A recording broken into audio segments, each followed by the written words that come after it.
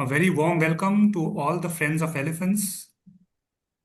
The Friends of Elephants is actually not an organization. It is an informal group of people coming together with varied expertise concerned about elephants and other wildlife. In fact, this group is a forum more for disseminating knowledge linked to elephants and other wildlife sciences, conservation and welfare through art, culture, literature, movies, talks, and panel discussions. We have been conducting these events as offline events since April 2014, and from 2020, this has initiated on an online mode. Our expectation is that people who've attended these events participate or help in developing appropriate conservation and welfare measures for wildlife, including elephants. Presented in collaboration with the Wildlife Academy and the Gaja Conservation Trust, the Elephants of Assam, this is the 11th in the series of events that are focused on Assam. And a particular theme is dealing with male elephants. But this is not so much about species gender, but it is talking about the issues surrounding how male researchers, enthusiasts, and professionals are associated with conservation of wildlife and elephants.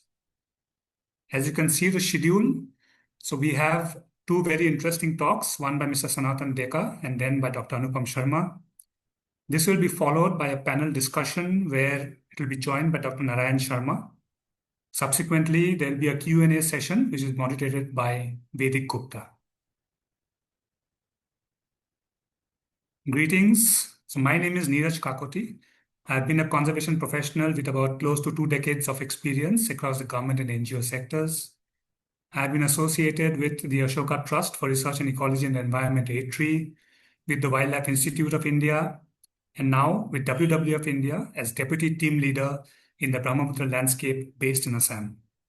My role has primarily been to strengthen institutional capacity to execute complex projects, foster multi-stakeholder collaborations, engage with local communities, and conduct trainings and outreach. I'm very pleased to take this opportunity to introduce today's event. So coming to the first talk of the event, Community Engagement to Reduce Elephant Negative Interaction, Learning from Greater Manas Conservation Landscape. The speaker here is Mr. Sanatan Deka.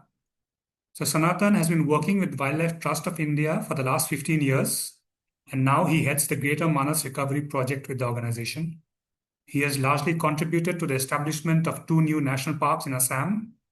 He has also extensive experience working with more than 100 villages in this landscape to reduce human-elephant negative interactions, linking livelihoods to conservation, and in building park-people relations for effective management of PAs.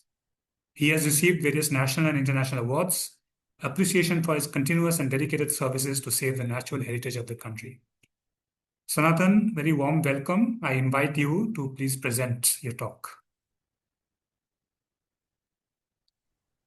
Thank you, Niraj, for such a wonderful introduction, and good evening and good afternoon, and some of maybe friends from abroad, good morning.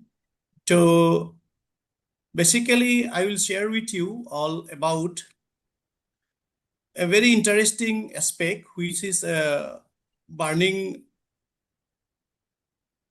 Let me first share my PPT.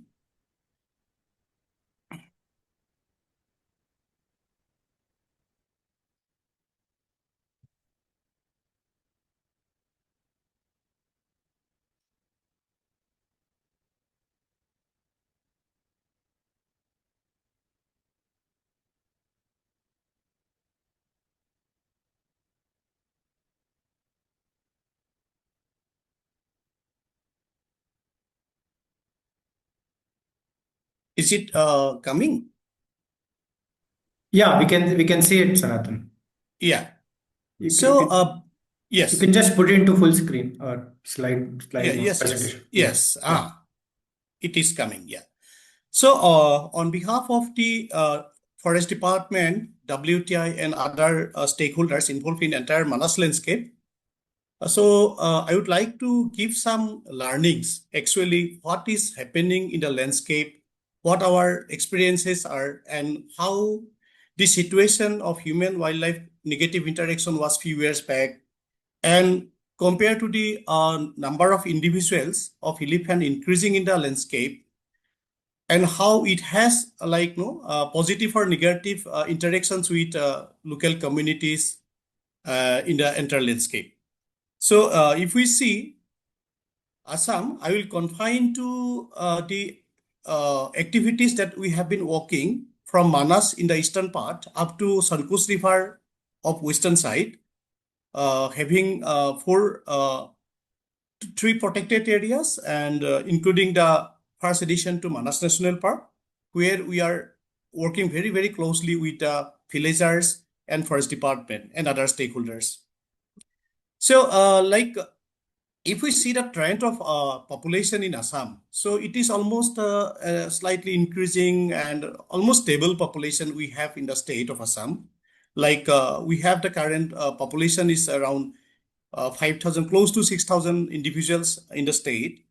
And if we see the same trend, the population in the landscape, like in entire Chirangripu Elephant Reserve, there is an increasing trend of elephants population in the entire landscape. So definitely there is a possibility of increasing the trend of human-elephant negative interactions, because for the last several years, we have seen that there is huge land use change, especially forest areas turn into human settlement, forest areas turn into agricultural activities and other anthropogenic activities, which many areas got fragmented. Many areas like prime wildlife habitat turn into degraded forest. So it's a very interesting to see how it is giving or impacting the interactions with human and elephant. So it's a very interesting topic, and I will try to give special focus on the first addition to Manas National Park and Raimana National Park, these two areas, because all the prince villagers we have been working for the last several years. Raimana, although we started recently, but in first edition, we have been working for long years. So suddenly in 2020, in first edition to Manas National Park, 6 elephant got killed by electrocution. And in this part of landscape, we did not have such records, especially in Manas National Park, because first edition was notified in 2016. And this happened during COVID. So this is very interesting. During COVID, the first case happened on 19 August 2020. I still remember the date. And if you see, the 4 elephants very close to the first addition to Manas National Park, and 2 of them are Panbari Range, the western part. But no such cases recorded in Manas core areas, like eastern side of the park. So we gave a special focus to that area. What are the contributing factors? What are the traits? So these are the cases, mostly all the elephant died because of the electrocution, and one was also having pregnant. So very chaos situation happened, which we never expected. And even Manas, it did not happen. It suddenly happened. And also in 1 year, we recorded 6 elephant dead due to electrocution. So if we see in Raimana also, Raimana, it was notified in 2021 June, but there were very few data were not available, but we tried our best to get actual date of elephants. We recorded 6 cases in 3 years, means every year 2 elephants were killed. There are 3 out of 6, 3 of them killed by putting due to electrocution, and the yellow elephant marked with yellow color, it is injured. Means during a conflict situation, the elephant was severely injured, and thus 6 elephants died and 1 elephant got injured. So this was the burning situation that started very, very fast. That never happened before. There were some cases, but not at this trend. The trend went very high. Then we tried to find out the traits and the driving factors. We found that habitat encroachment is one. Second, the agricultural activities. Like first, they occupy huge forest areas. That the entire forest area turning into agricultural activities, which ultimately push the elephant to go to the other places and contributed to negative interaction with the fringe villagers and the local communities. Actually, they were the prime habitats for elephants. And poaching, yeah, it is continued to happen in Manas. We recorded during COVID in 1 year, we there was a record of 33 trucks seized in 1 year. So that was a huge number because the probability of seizure was almost 10 to maximum 15%. Means many of the cases were not able to detect or able to seize. So in October, like on 2nd October, during Gandhi Jayanti, 460 poachers, they laid down their arms and ammunition, which the BTC government and Assam government tried to bring all the poachers back to the main line so that they start a fresh and a dignified life. And also, we have found that there was a gap between the park and the people because Raimona is also a national park. First addition to Manas National was also a national park. Although the protection levels, some measures, some restrictions happen, but at the same time, the issues and the issues and aspirations of peoples maybe somewhere ignored or maybe somewhere not paid attention. So this was another gap we found. And human behavior. In many cases, what we see when the wild elephant goes out in the village, enters in the village, because in Manas landscape, in the southern boundary, there are thick populated villages. Only in Manas, there are about 65 villages, and in first edition, there are about 52 villages. In Raimana also, there are more than 50 villages. So huge, large number of villagers are there. A thick population is there. And there is a hard boundary. There is no concept of buffer areas where so there is some space for both people and human to have some interactions. So the people, what they do, when elephants come, even the kids also go, the women also come, the aged people also gather. So there was a chaos situation. Nothing was in place actually. How to deal with the wild elephant that come out from forest to the villagers. So we try to find out at 3 level the strategy we develop with the policymakers, with the park authority, and with the community level.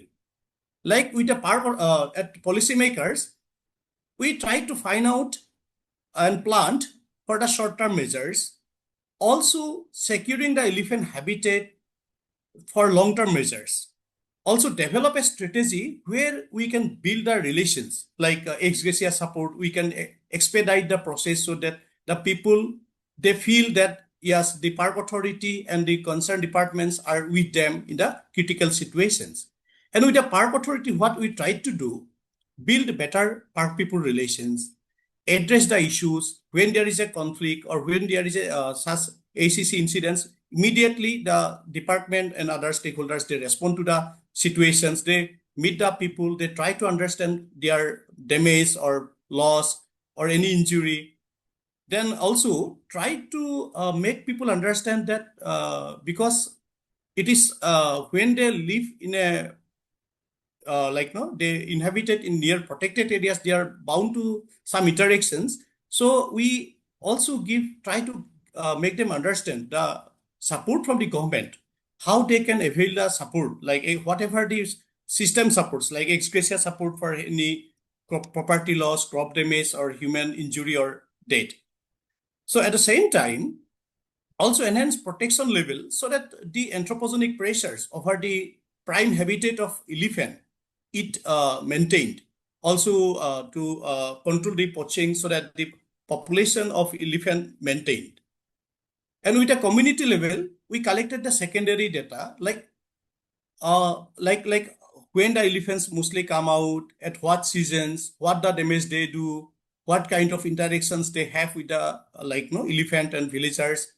Then we carried out consultations, like a series of discussions from policy level, district administration, the forest department, in the village level, at there is VCDC, Village Council Development Committees in Borderland Territorial Councils. So we had series of discussion in every village at district level and also council level.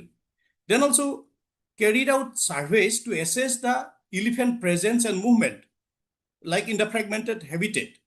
Then we tried to find out what were various methods that people used to mitigate the negative interactions, what methods they used, what tools they used. So try to find out the best tools and practices that work, and some of them which did not work.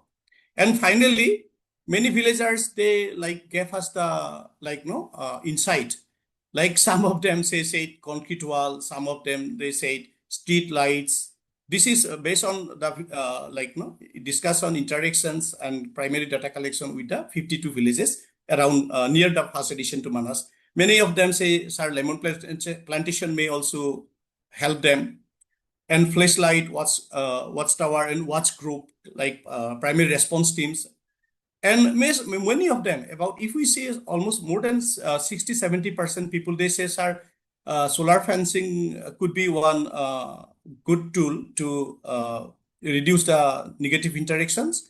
Accordingly, we found that before that also, in 2012, the Borderland Territorial Council, they provided solar fence, but it did not work because of the lack of maintenance.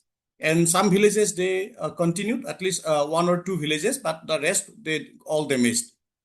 So we finally decided to start with something new, which is maintained by the villagers.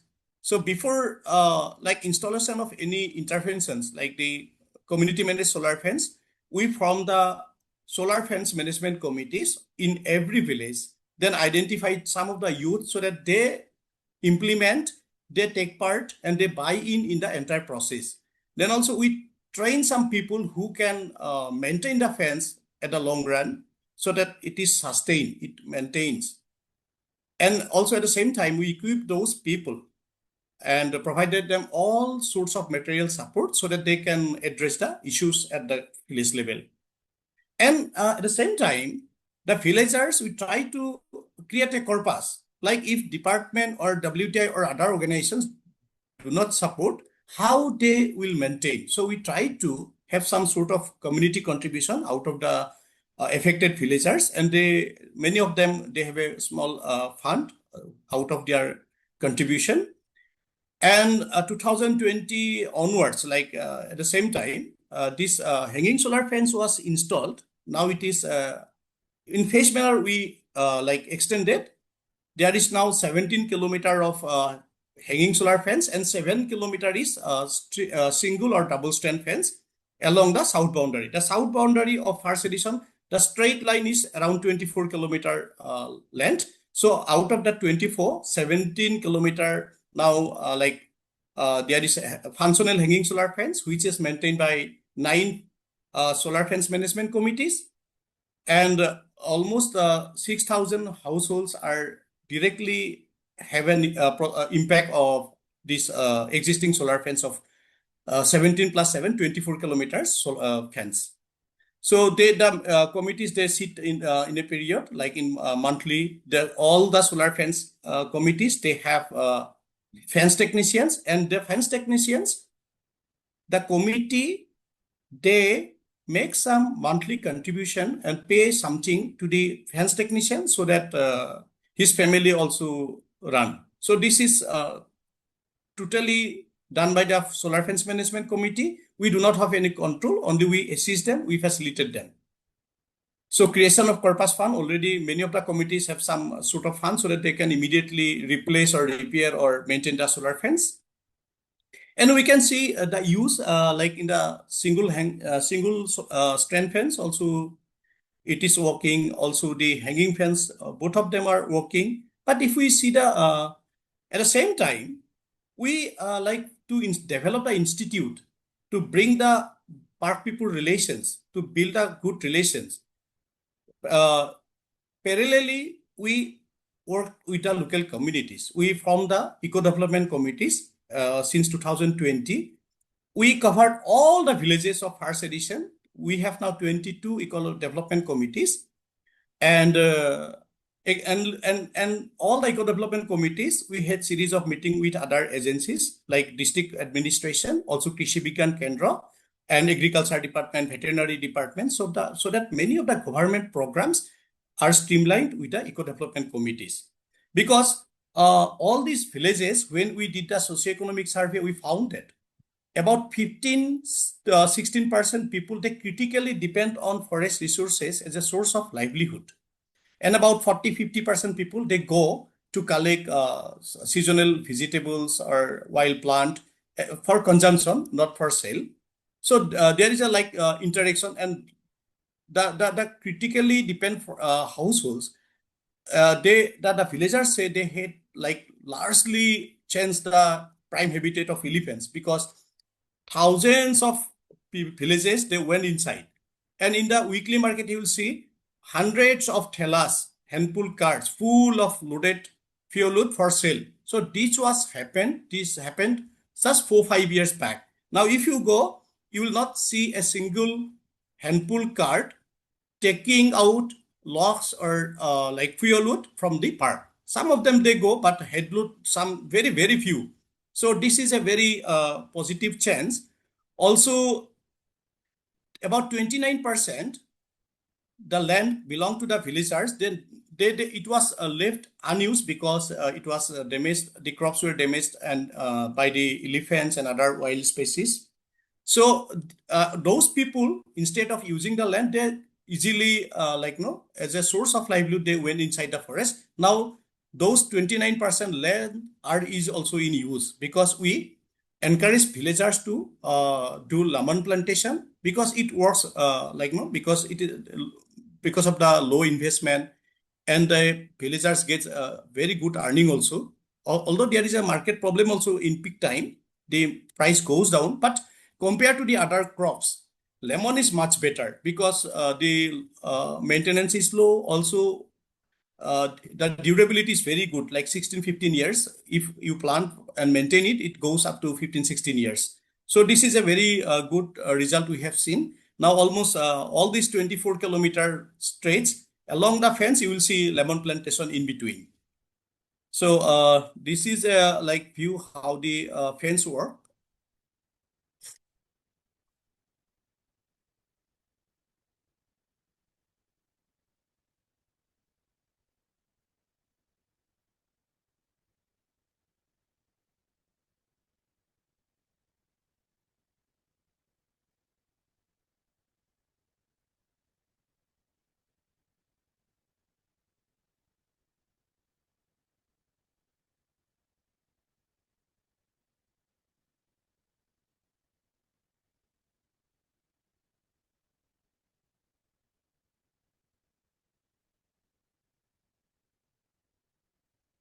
And if we see the elephants, we know the elephants are very emotional animal, very intelligent animal, having memories also. And what they do, they see brings some branches or some small trees, uproot the trees and throw it to the fence. And some elephants, what they do, when they enter through non-fence or damaged fence area to the village, on the way back, just run and they move inside the forest very fast. So these are very interesting, document we could see and we could record. And this elephant, see, it is waiting for the evening and to enter the village. And this also the same case, like the elephant is waiting to find some gap to enter the village. So we try to identify the individuals who usually enter the village, because Manas, we have a very good population of elephants, having more than thousands of individuals. Because we have seen the number of individuals almost in the entire Chirangripu elephant reserve, there are more than 2,000 elephants. So, but the habitual individuals that go out or enter in the village, there are, in first edition, we could record 5-6 individuals usually enter the village for raiding crops or for other purposes. And if we see the efficacy of fence, because we will not say that fence is like fully proved or can deter 100%. No, actually, it's a psychological barrier which gives some emotional attachment to like the villagers also, that they are safe, and also to the elephant. So if we see the efficacy, actually we are keeping very, very well field data based on our day-to-day monitoring of the fence. It is somewhere close to 50-50 actually. And you can see also some of the fence where the fence is maintained very well, the deterrence is high, and the fence where the maintenance is low, the breach is high, deterrence is low. So this is also like we are maintaining so that we can give the results, also show the people that actually putting solar fence is not the solution. So what is the solution? We tried other methods also, like the watchtower, so that people can monitor and guard their crops during seasons. Also, when the primary response team and the forest guards, they do patrolling, so that they get a safe shelter to monitor the elephants or to safeguard the to see the elephants. And these are the views of lemon which are now grown, and the 29% land not in use now. You can see lemon is growing like everywhere, and we are also encouraging at least they get a buffer also. And also elephant, till now we have not seen elephants eating lemon. So I don't know, but maybe after some time, but we cannot say this is a barrier, because elephants pass through, but the damage is very low compared to the pumpkin or other crops, seasonal crops. And also we have trained up some select villagers who will handle the situation with forest department, not all the villagers. So this is a behavioral change we are trying to bring among the villagers. We are not trying to change the behavior of elephants. Instead, we are trying to adapt people, enable people to deal with the situations, how to adopt the safe practices so that human injury or human death are minimized. Also, safe methods so that elephants are guided back to the wild. So we train up all these select people. In first edition, we have 50, and in Raimana National Park, we have now 60. 110 primary response team members are there who are highly trained and having all the basic equipments they require to handle the situations. And for last 4 years, also we train up them. They are all the primary response team members, and also some select women, so that to control the women, we need some women who also control the other women or kids when the elephants enter the village. And now you can see there is no villagers when the elephants enter village. The forest staff and the primary response team member, you can see to handle the situation. And this is the photograph of 2019. The kids are women and kids are waiting to see the elephants. The elephants are just waiting to be dark and they will come out. The people are taking the risks because they are hardly 70 or 80 meter distance from the people and the elephants. Now you cannot, you will not see such photos or such people they go and see the elephants. Now the train up people when the elephants in the evening time they monitor the elephants. So some of the results we can say, like in first edition, every year about 3% or 3 people they died. Now after interventions like 2020 onwards, in last 4 years, only 1% died due to HEC. And in 2020 we already discussed it that 7 elephant got killed by putting electrocution. Now, after 2020, not a single elephant was found got injured or death due to electrocution or other measures or other method like poisoning on or other attempt. Before, what happened? Before our intervention, there was no strategy to how to guide the elephant that go out to send them back or to guide them to the forest. Now, and the what they now people do, the primary response team members and the forest staff, they handle the situation to guide the elephant back to the forest. Also, before the situation was like that, the villagers, they only complain. This is department property. This is the elephants belong to the forest department. Their responsibility, just avoid participation. Now, after the formation of solar fence management committees, eco development committees, the primary response team members, now people do not complain. They come when there is damage, they just give the application and request for early settlement so that they are relieved. Now, there are many instances we got where the forest staff were like harmed and attacked by the villagers at night. Now, the same forest staff, they work with the PRT members and the villagers cooperate them to handle the human-elephant conflict situations.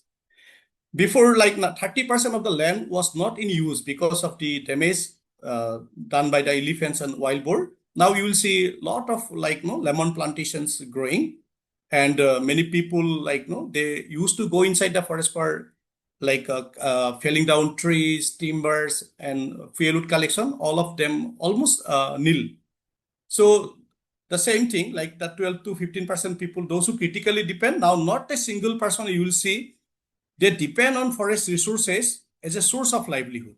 Even the villagers now, they say that, sir, we also did a lot of damage to the forest. That's why the elephants are also coming. Even I want to say, in Manas before 2010, even WWF and WTI, we started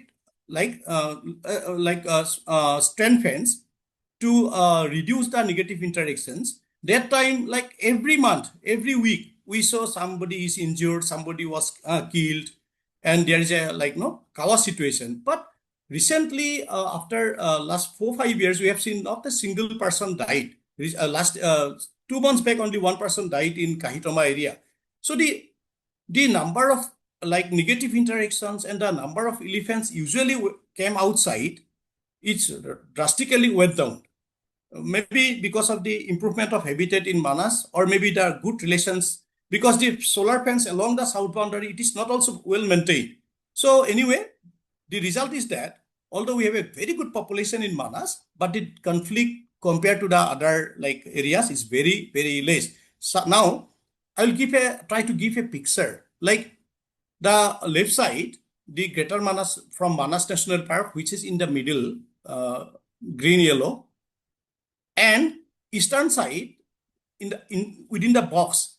Within the box is the Udalguri district, Dhansiri Forest Division.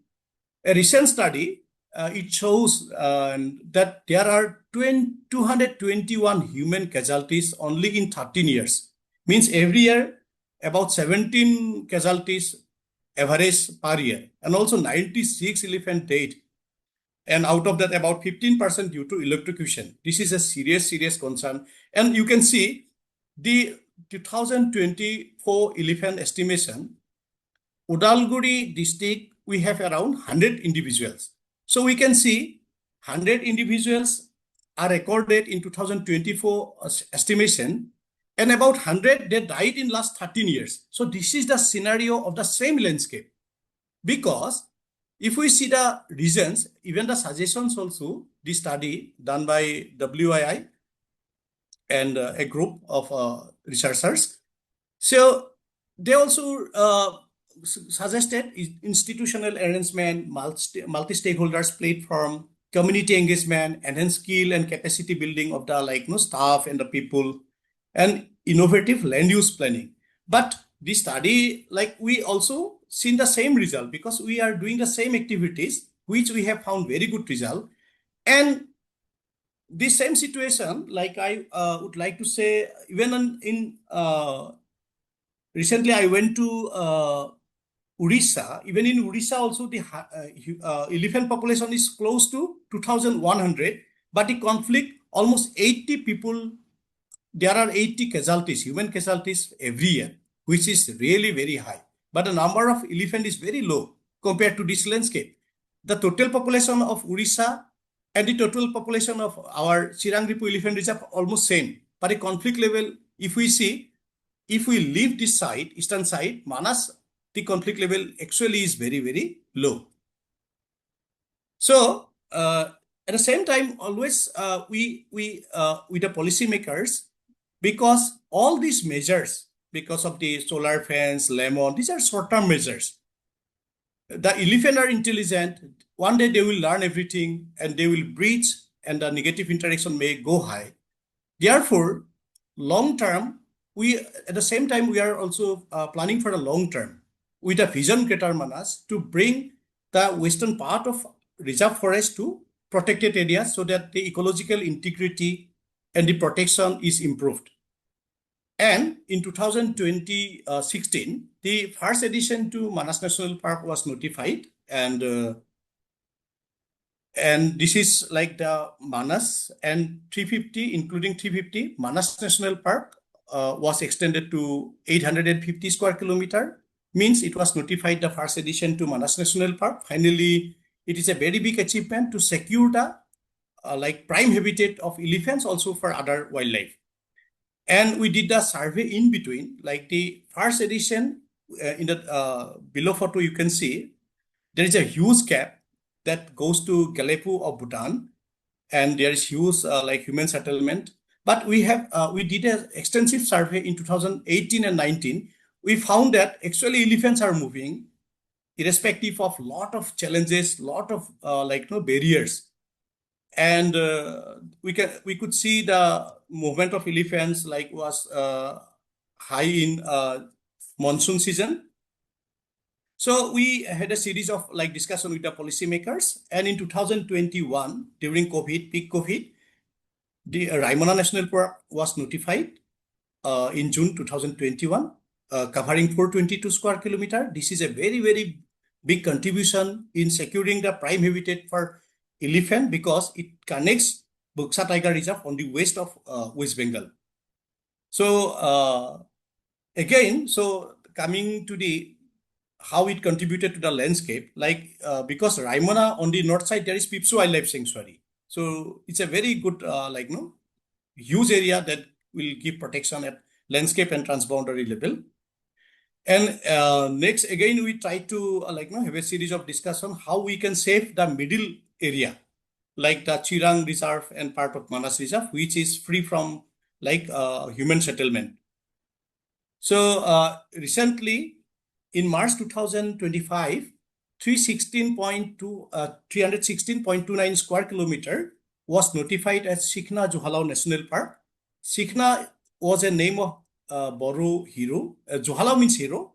So finally, this recent notification of Shikhna Johalau National Park, now we have 500 Manas National Park, 350 first addition to Manas National Park, 422 square kilometer Raimana National Park, and 316 square kilometer Shikhna Johalau National Park. We have at least secured land for elephant 1,500, almost 1,600 square kilometer from Manas to western part of Raimana. So this is like going to reduce the human-elephant negative interaction in true means at landscape and transboundary level. Because in first edition Manas and Manas National Park, there is a Royal Manas National Park on the northern side of Bhutan. So it's a huge area under protection and improved network. So this is the view what we came up in 2008. Now we have realized covering almost 1,600 square kilometer in one landscape, and this is what this was the achievement and what we could do together with all stakeholders, all partners, including WWF, WTI, and many of the local NGOs. They are working together, and we could save at least 2 new national parks and 1 addition in last few years. So thank you.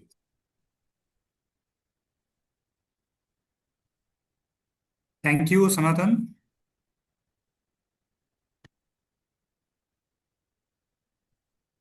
You can just stop sharing. I will then share our slide. Yes.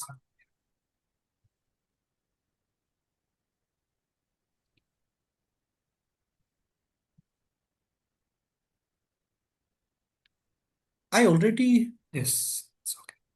It's okay now? Yes.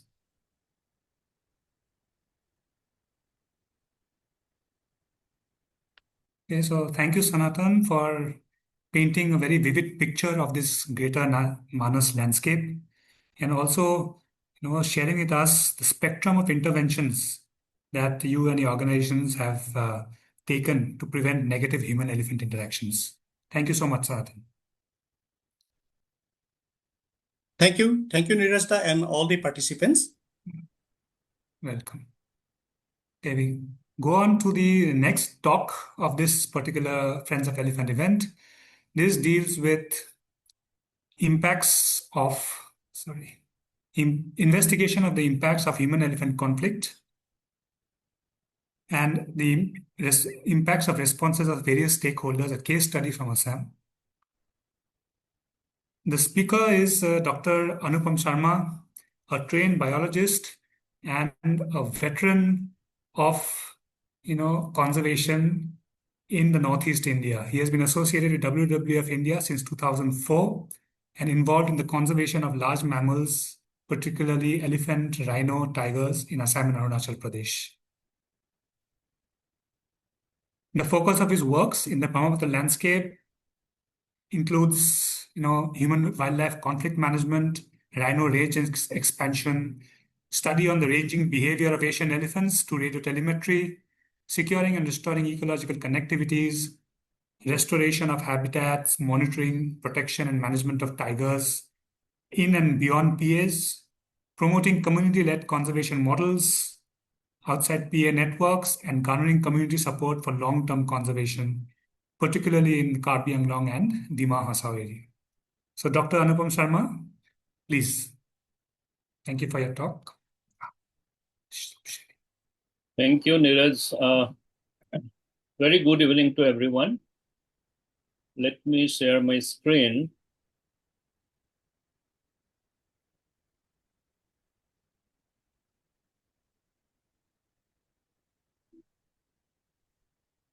Is this visible? Yes. Okay. Good evening. First of all, thank you for giving me this opportunity to interact with this group of people who are, keen to conserve elephants. So this evening, I would like to speak. First of all, I just want to tell you all, I am not an elephant specialist by any standards, but I have some experience working with the species and the communities and various other stakeholders, of course, over the last more than 2 decades in Northeast India. So I'll be speaking mostly on what I have seen from both sides, from the species and also from the community sides. First of all, just, and thank you actually, Sanatan, giving a very nice picture already, particularly about the western part of in Assam, that is the Manas part of it. So I'll be little broad in the context here. I'll speak mostly about the state of Assam.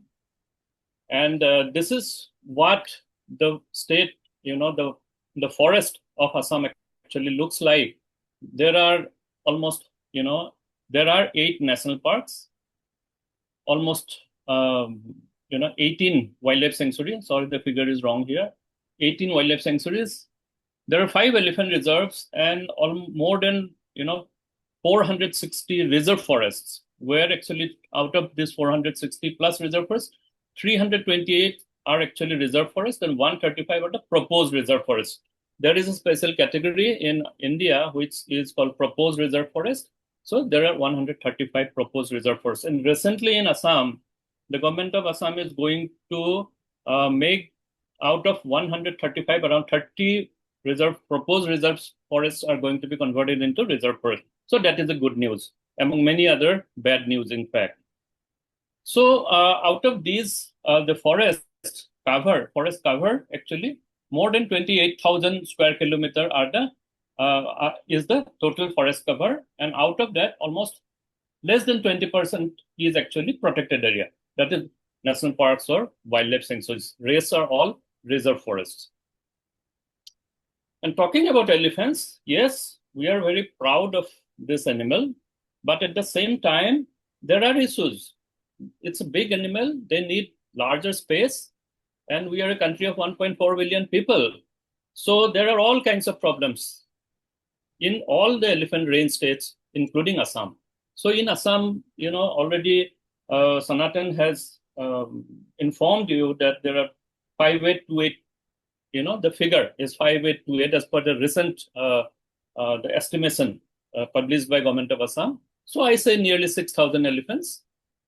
And then, because of expanding human population, other developmental works, their habitat is actually shrinking. Corridors are getting fragmented. Habitats are getting fragmented, corridors are squeezed, and, all kinds of problems are arising out of that. So in Assam, we are experiencing nearly 70 elephant deaths, 70 people dying, and 80 elephant deaths every year for the last more than 15 years now. So that is the magnitude of the problem in Assam as on today. So, how this Assam has actually recently published the elephant population estimation in last year, actually. As per this estimation, we have more than 5828 is the final figure they have given. So we can say nearly 5,800 or 6,000 elephants. And out of this, they have also, given the demographic, various elephant age class and all. But I'll not go into the details, but you can see from the graph that elephant populations are slowly or gradually it is growing. You can see in the year 97, 2002, 2008, there was a dip. Actually, the dip was not because the population was very less, because, it was not, properly covered many of the protected area. But anyway, the number are not very, very less. So that way. So elephant population, you can say for the last 2 decades, elephant population are in a way more or less it is almost, same, almost. So in Assam, we have, 5 elephant reserves. You can see in different colors.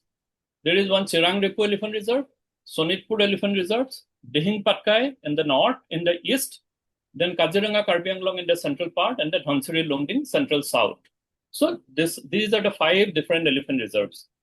And in these elephant reserves, we also, actually this estimation has also given the numbers of elephants in different elephant reserves.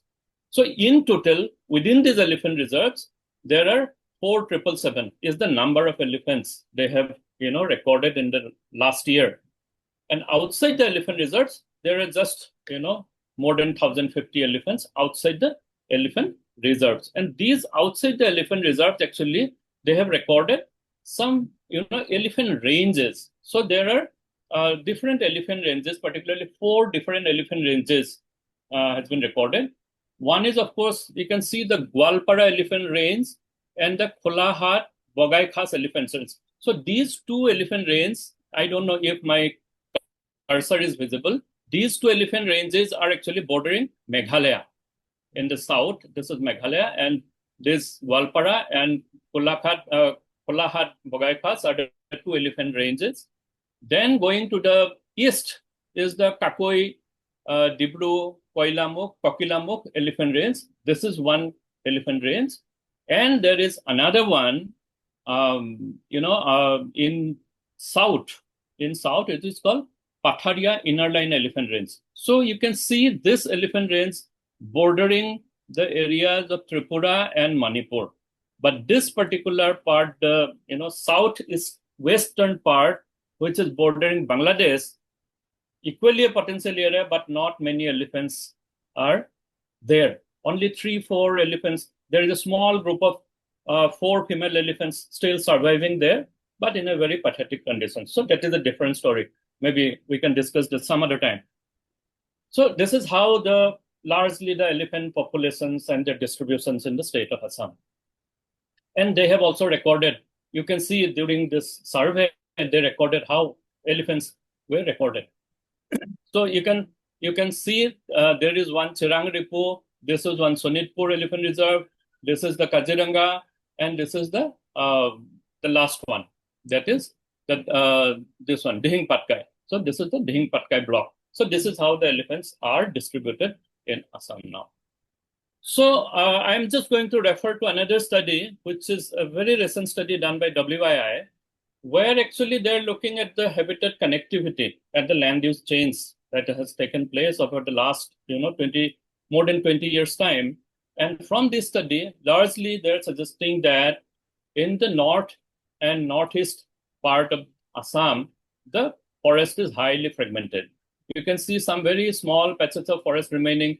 What just now Sanatan has discussed, this is the Manas part, and there are some gaps, and again the western part of Manas. So similarly, the most contiguous forest is actually the central and south central part of Assam, which is mainly the 3 hilly districts of the state, that is Karbi Anglong, West Karbi Anglong, and Dima Hasao. So these are the 3 hilly districts of the state under a tribal council area, which has a better connected forest. Of course, there are a lot of jhum cultivations, but still it is much more permeable than the rest of the state, particularly for the large mammals.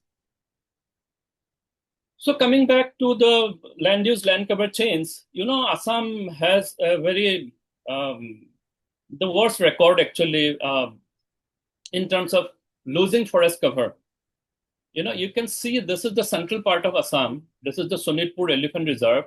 And you can see how the forest cover is actually getting, eroded. Actually, most of the damage got done before 2006, starting from 1990 around. If you see, you can very well see that, the forest cover, which is, getting degraded, is a wildlife sanctuary. And this is called Sonai Rupai Wildlife Sanctuary. So today, as on today, almost, more than 50% of the park does not actually exist in the real terms. And along the northern bank, most of the reserve forest got actually degraded to almost, in some of the reserve forest doesn't exist. And some of the reserve forest, maybe some 10 to 20% of the forest cover remains. So this is the situation particularly in the north bank of Brahmaputra. And all these have, impacted the overall status of the elephant habitat, which results in the high, conflict in these districts. So coming back to, the human-elephant conflict, I'm again going to actually refer to this study done by WII, Human-Elephant Conflicts in the State of Assam. This is a recent report which has recorded 1209 elephant deaths in the last 23 years, from 20 to 23. Not last, but 20 to 23 years. Out of this, of course, they have recorded 6 to 6 are the anthropogenic causes, and rest are all, natural death. And if you see this graph, out of this, actually the highest figure is the electrocution. Sanatan has also discussed, about electrocution. So I think electrocution and poisoning are the two, most important causes,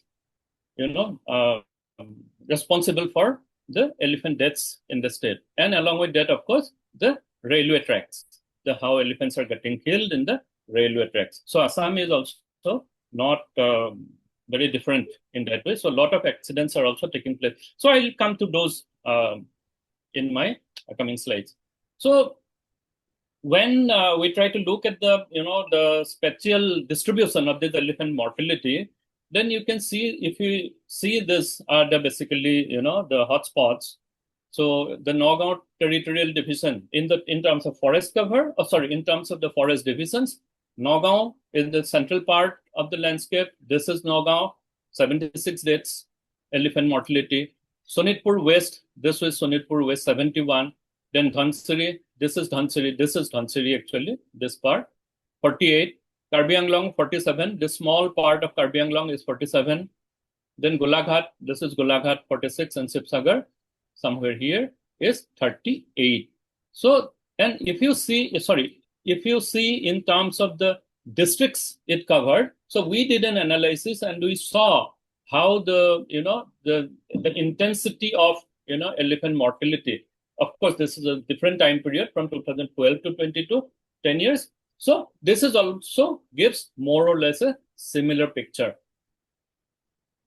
So similarly, if we see the human casualty, again, the Sonitpur West is the worst. And elephant mortality was also very high in Sonitpur. And this is because of the fact what I have already shown you, the habitat loss. So most of the forest cover, almost more than 65% of the lowland forest cover in Sonitpur district got lost. And there are high conflict incidences. Lot of elephant deaths, lot of people are also getting killed. Similarly, similar situation is there in Udalguri district, Golaghat 202, this part, then Sonitpur East here, and Gwalpara, of course, this is. So these are the hotspots in terms of human casualty. More than 1,400, 60 human deaths in these 23 years in these, in the state. And similarly, in terms of various, districts, if you can see, almost the similar. And in most of these cases, you can see that Sonitpur is, very bright, most of the cases. And this is, of course, Gwalpara. In many cases, you can see the name of Gwalpara in the newspaper also. Gwalpara, Golaghat, Sonitpur. So these are the districts which is frequently, will be there in the newspaper for the human-elephant conflict. Coming back to electrocution, so this is an incident. Of course, it's a very old picture. This accident took place in 2006 in a tea garden in a place called Bihali, which is not very far from Tezpur. 2 hours drive from Tezpur. So 3 elephants got electrocuted.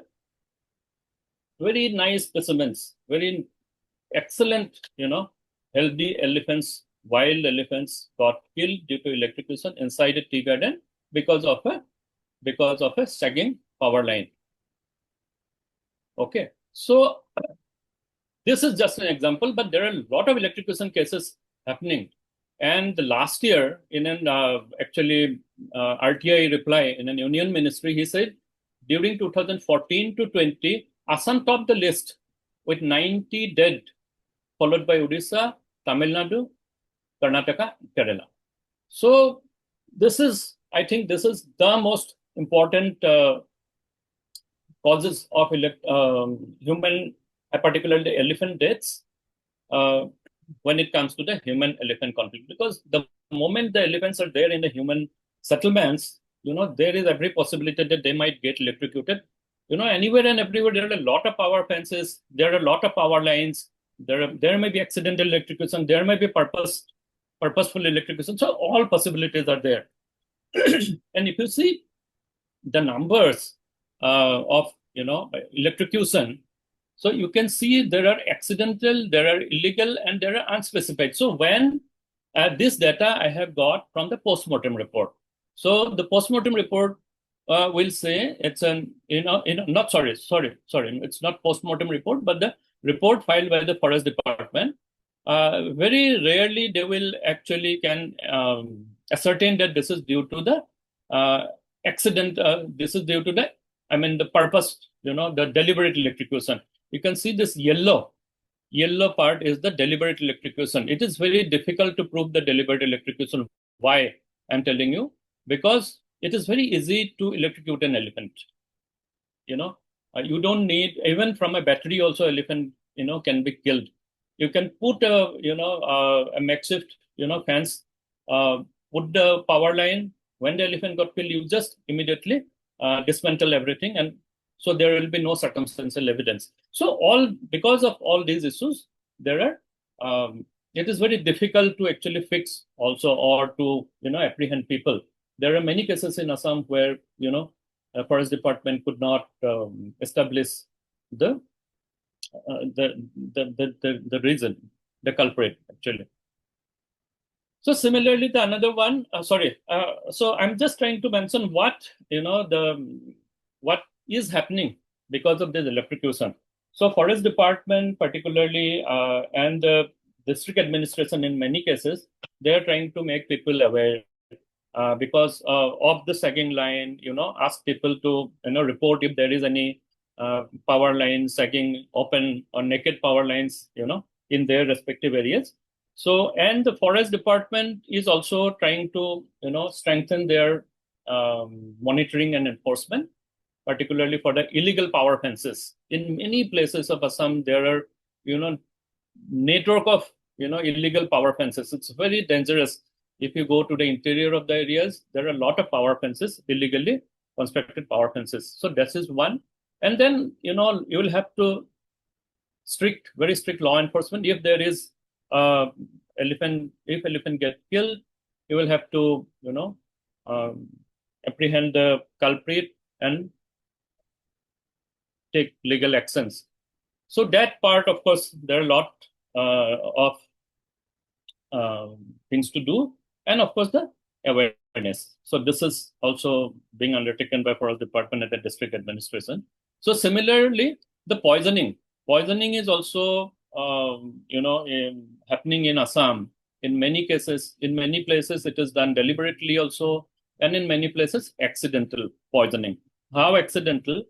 So in 2002, there was an accident. I still believe it was an accident where in the fringe of Namiri National Park, almost more than 18 elephant carcasses were discovered, which got killed due to poisoning. Actually, that I don't know still if it is a deliberate poisoning or accidental, but a water source got poisoned by a pesticide, which is commonly used in tea gardens. So that is a possibility. People can use it very easily to kill an elephant. So similarly, we need strict monitoring, particularly, if there are evidences where sometime, we have discovered people, put some foot material in the elephant tracks.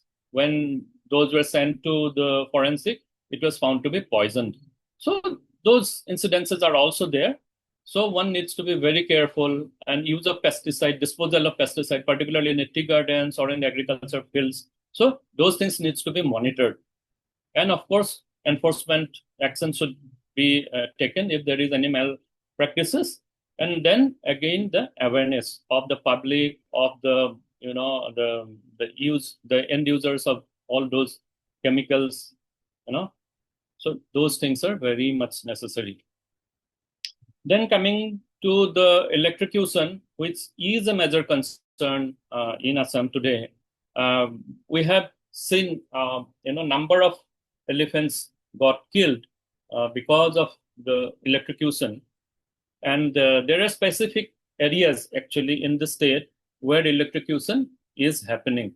So in the state of Assam, you can see these areas, particularly, this is, sorry, I don't know if my cursor is visible, one in Sonitpur, one in Lamding, that strays under Lamding division, one is near Guwahati, near Guwahati and our Diporbil area, and another is near Jorhat Golaghat, and another is near Tinsukia. So these are the most vulnerable sections of railway tracks where elephant deaths are happening. So in the last 20 years, if you see, more than 100 elephants got killed on the railway tracks in Assam.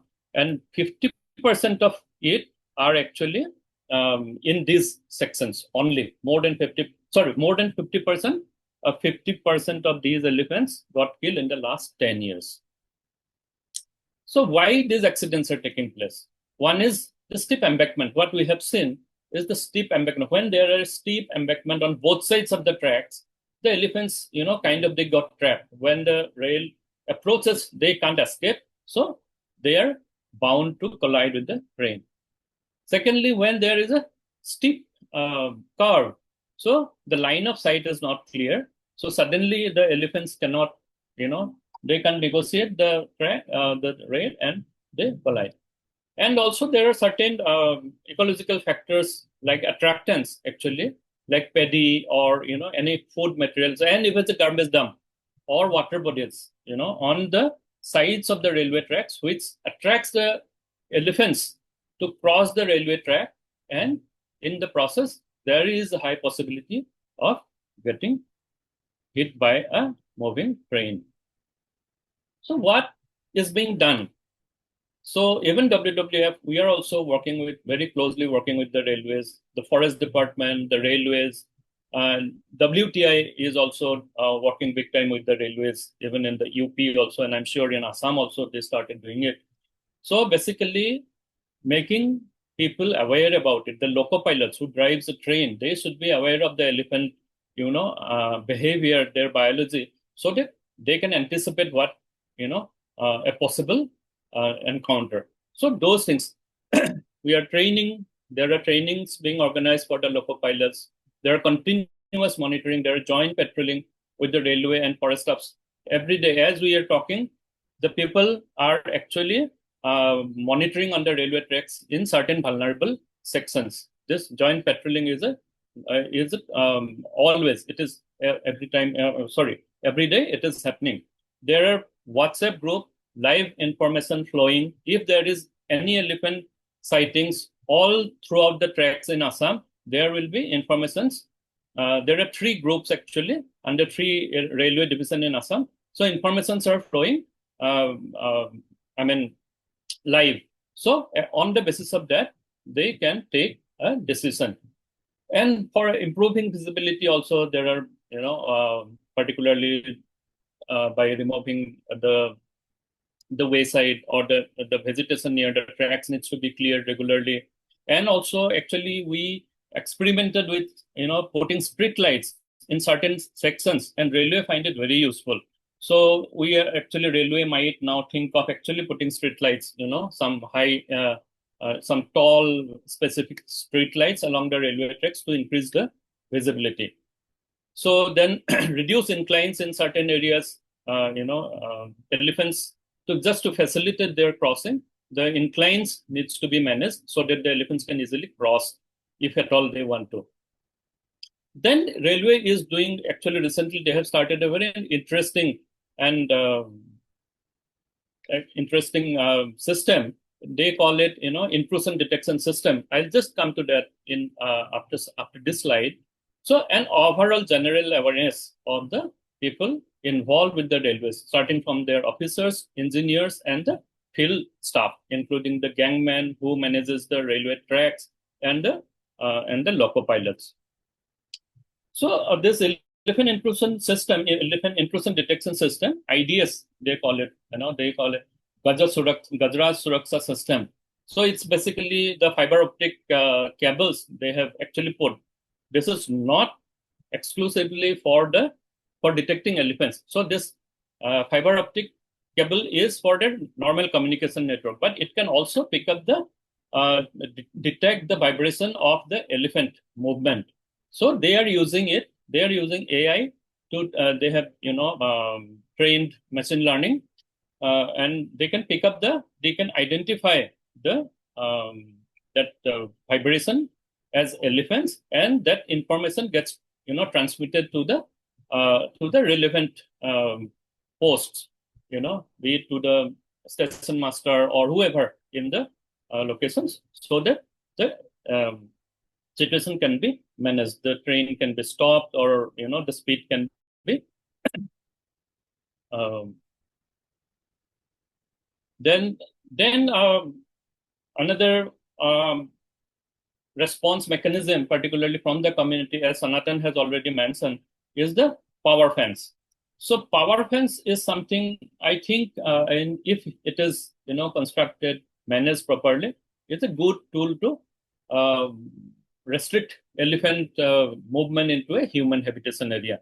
But care should be taken. We should not block the the traditional elephant movement tracks, but we can actually fence the put peripheral fences along the around the important locations like a village or a school or something which is a high value asset. So that way we have actually experimented, and now it is very well, it is accepted. We use a single strand fence. It is very easy to manage. We use bamboo pole, and now it is widely accepted. Forest department is also help constructing this single strand fence. This can be dismantled during floods or during when there is water, and then again put during the during the winter when it is required. And the most important part of this is to put the proper equipment. In many places, we have seen villagers putting power fence using an inverter, which is as good as using a normal 240 volt power, which is enough to kill an elephant instantly. So they should also be made aware what is a lethal fence, what is a non-lethal fence, how we can make the fence non-lethal. Okay, so these are lot of effort are now gone into this. We have actually brought out a manual also for constructing low-cost power fence. It is translated into vernacular language also, so that people can use it. And there is a regulatory mechanism Forest Department is going to put in place, a regulatory mechanism to put a power fence. What kind of material to be used, what kind of permission needs to be procured, so all those. So another tool we are using is a radio telemetry for predicting elephants. So we have collared 5 elephants already in Assam in the north bank of the Brahmaputra, 2 in Sonitpur, 2 in Udalguri, and 1 in Biswanath district, 5 districts. This is basically to see the their movement, their feeding pattern, and also how they're using the habitat and various corridors. So I'll show you how we can see how elephants are actually using the corridors that we consider that this is important. So they're actually giving us now very good information, and on the basis of this is one collared, 2 collared elephants, one collared elephant, information of 1 collared elephants in Sonitpur. This part, of course, inside the Sonai Rupai, and this is under Nameri, but remaining in the remaining area where they're using most of the time during the winter. So these are the conflict hotspots. So this is we collared 4 female individuals, matriarch, and 1 male, the last one, of course, a male. So this hard matriarchs, from the matriarchs, we can see how, the herd is moving. One of the herds is actually moving in this landscape. And we can see the conflict happening in all those areas. So these are the, the movement pattern you can see for all the 5 radio colored elephants. And the one in the center, actually, you can see this is, I will come to that in my one of my slides, where I will be talking about the elephant connectivities or corridors. Basically, there is a corridor which connects Sonai Rupai, Nameri, and there is a place in the down south near Brahmaputra. It's called Arimora Chapuri. So this is from the collared elephants. We can very well see how they're using these corridors to come to the Brahmaputra. Most of the times they cannot come because they are restricted in between. Otherwise, they have all the tendency to reach the Brahmaputra at a certain period of the year, particularly during the winter.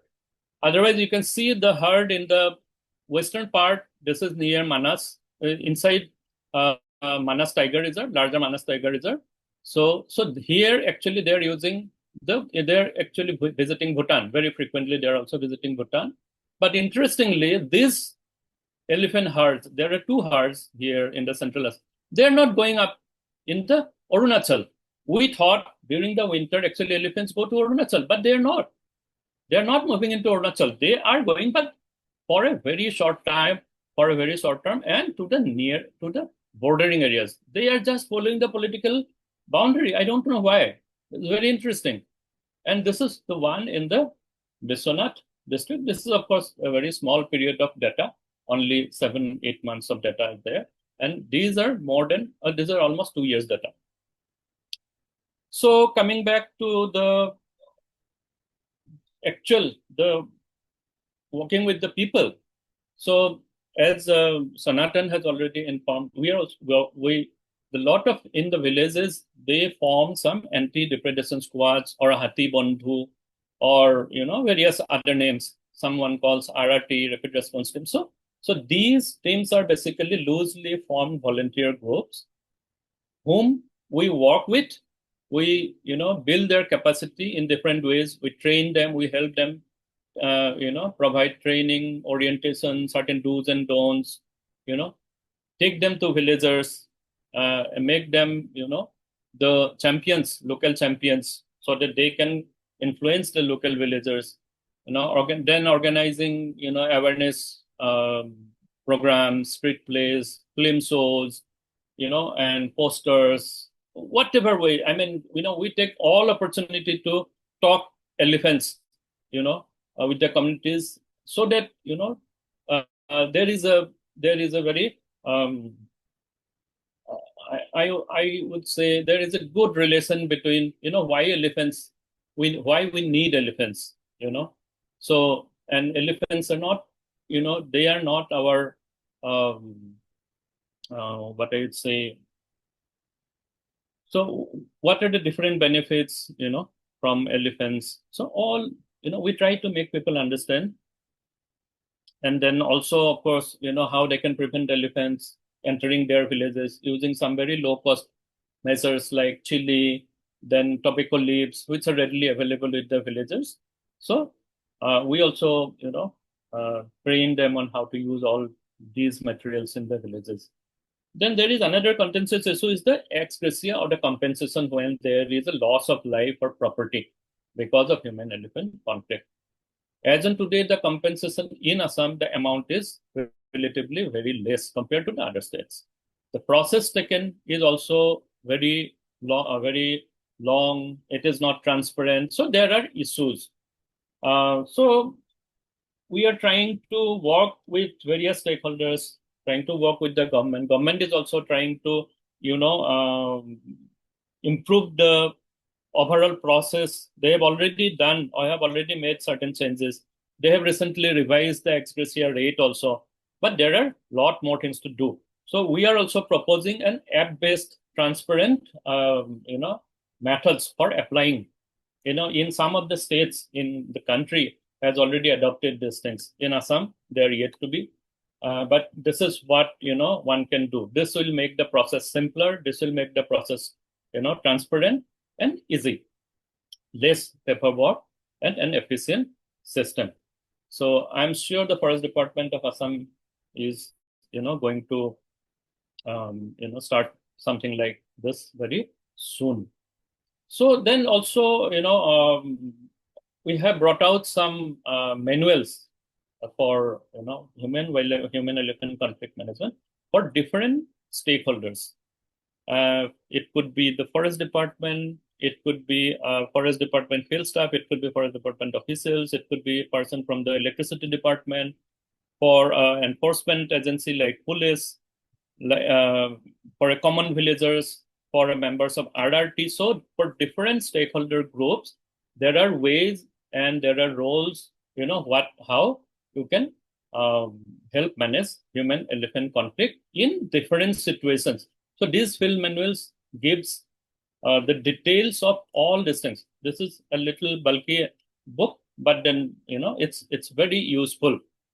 So we are now trying to organize trainings. We are trying to make people, we have distributed this book also. It is translated into Assamese now. So that they can use the information here.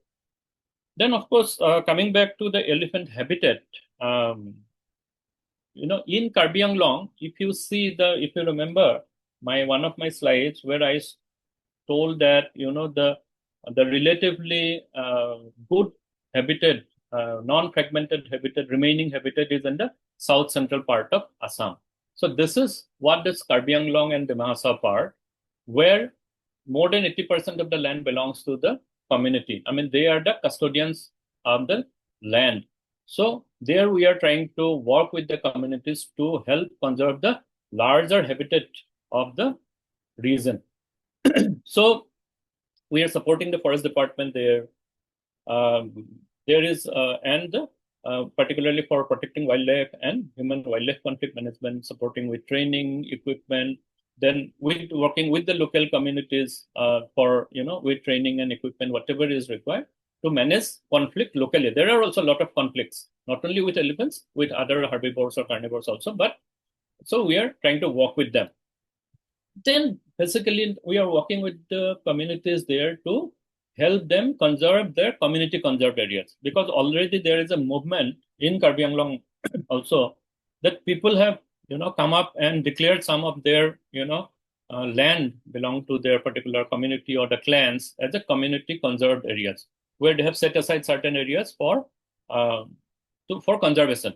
So we have we are trying to work with them, helping them how to manage those areas for securing forests or the biodiversity, and particularly for the water point of view, because there is a crisis of water, availability of water. The seasonal scarcity of water is there because of the forest cover loss in the larger catchment areas. So that is one of the efforts there. Then engaging with the Karbi Anglong Autonomous Council, because it's a tribal council area, and we are working with them to get these community conserved areas recognized as a legitimate entity, so that they can also obtain some benefits from the government. And for that, there are a lot of interactions, meetings happening at various other levels, starting from the village councils, with the KAC, I mean, Karbi Anglong Autonomous Councils, governments, policymakers, politicians, so at different levels. So then the connectivities. So one is, of course, habitat. Habitat issues is very complex in Assam, particularly in the Brahmaputra floodplains.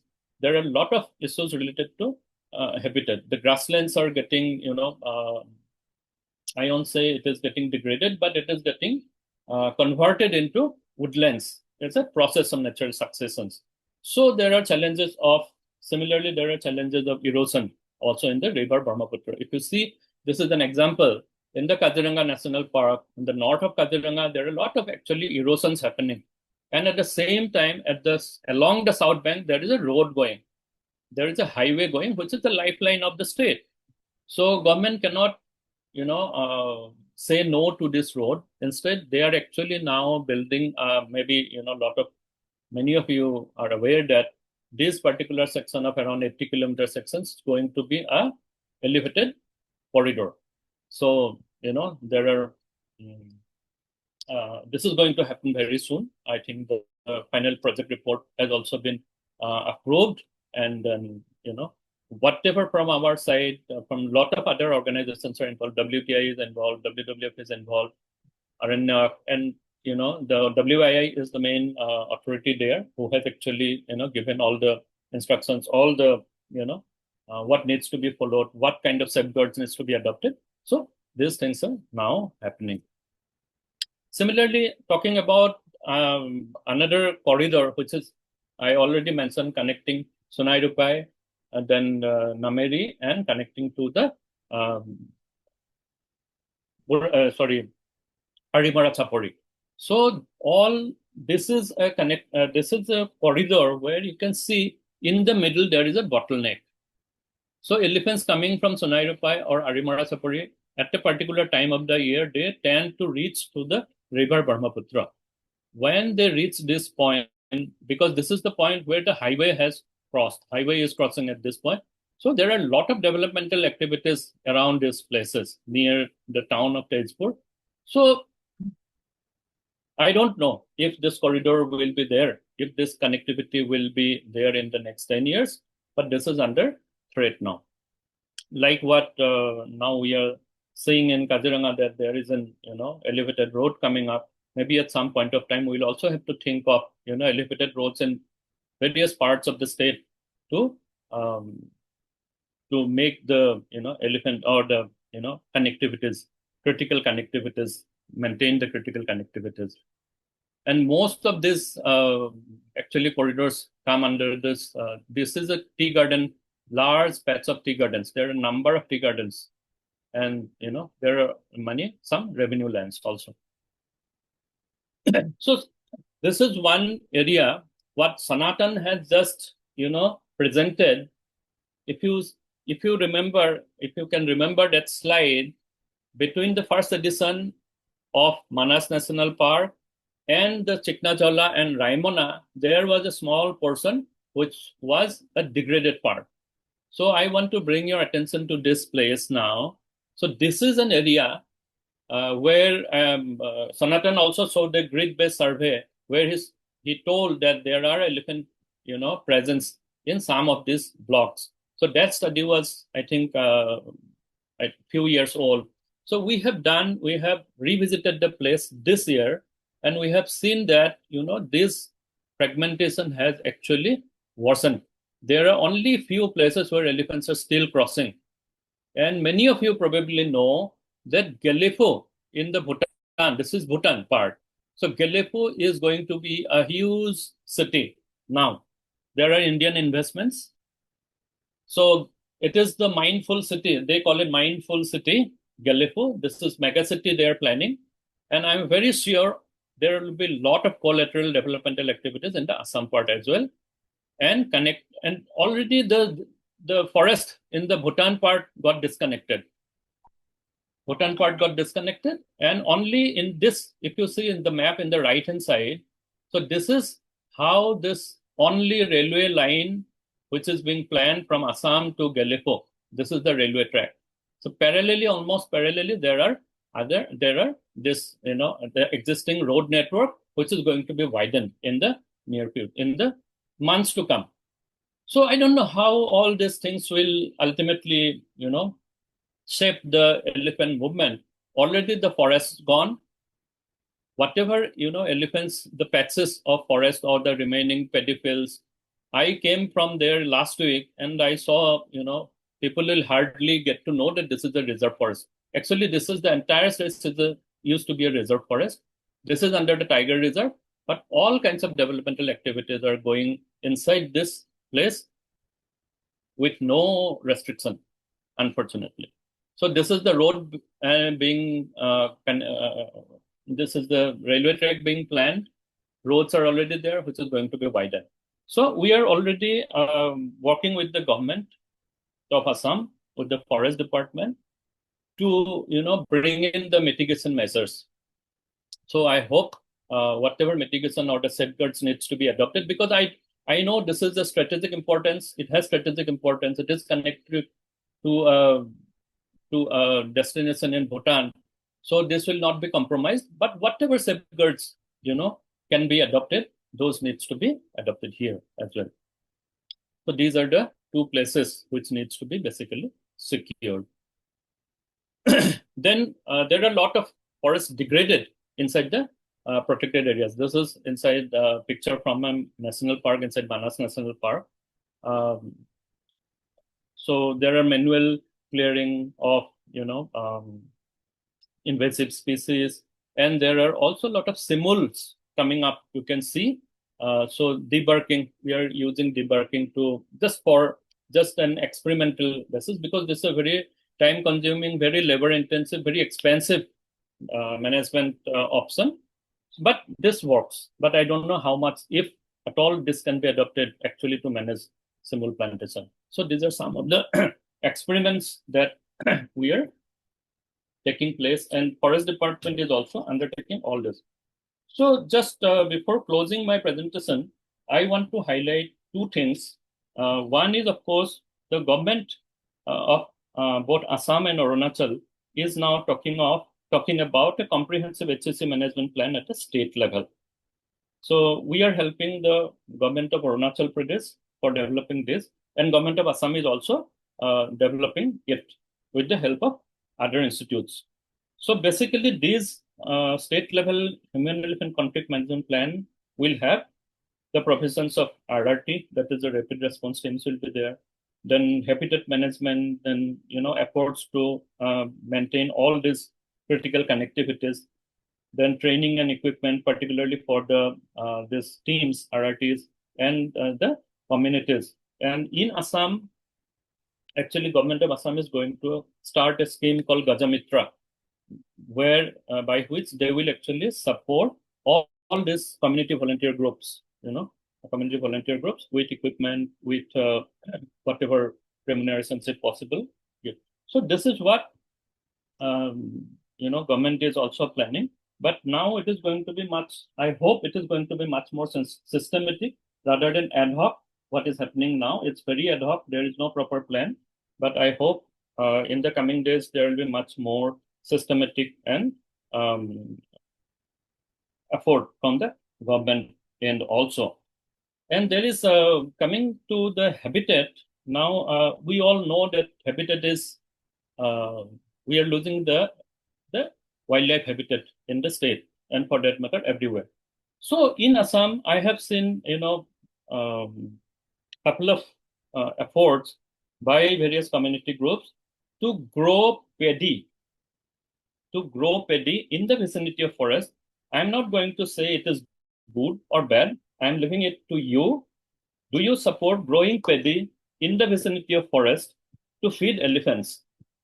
The argument is that if we help them with this paddy, they will not go and venture into the villages. So that is the argument. So I'd also like to have your views on that, if it works, or how do you see this effort? So with this, I would like to conclude my talk here. Thank you, everyone. Thank you.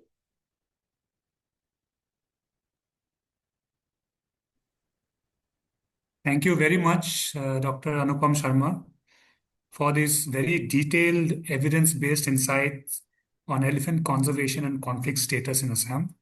That was indeed a very sort of enlightening talk and presentation.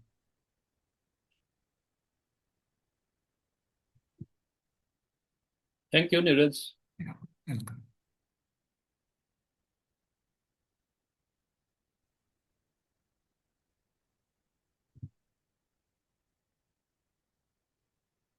So we carry on, friends. We carry on to the next section of this particular event, which is a panel discussion on field experiences and insights, human-elephant conflict, and elephant and primate conservation. So to join our two previous speakers, we have Dr. Narayan Sharma with us. And Dr. Sharma is an educationist, conservation biologist, and ecologist who has 2 decades of experience working in the field of education and wildlife research in Northeast India. He's presently an assistant professor at the Department of Environmental Biology and Wildlife Sciences at Cotton University, and also an adjunct professor at the National Institute of Advanced Studies, Bengaluru. His research interests lie broadly in the field of ecology, conservation biology, primatology, ecological pedagogy, urban ecology, and human-wildlife interactions. He incorporates modern developments in the field while teaching the young minds to nourish a new brigade of ecologists and wildlife biologists from northern and northeastern region of India. He's an advocate for citizen science and takes initiatives to take ecological and environmental sciences to the general public and popularize it. So, Dr. Sharma, a very warm welcome to Friends of Elephants. And I would now request you to kindly join and initiate this panel discussion with Dr. Anupam Sarmah and Mrs. Sanatan Deka. Over to you. Thank you. Thank you so much, Niraj, for that generous introduction. And for the last 1 hour, I was glued to the screen, hearing these wonderful stories from the field,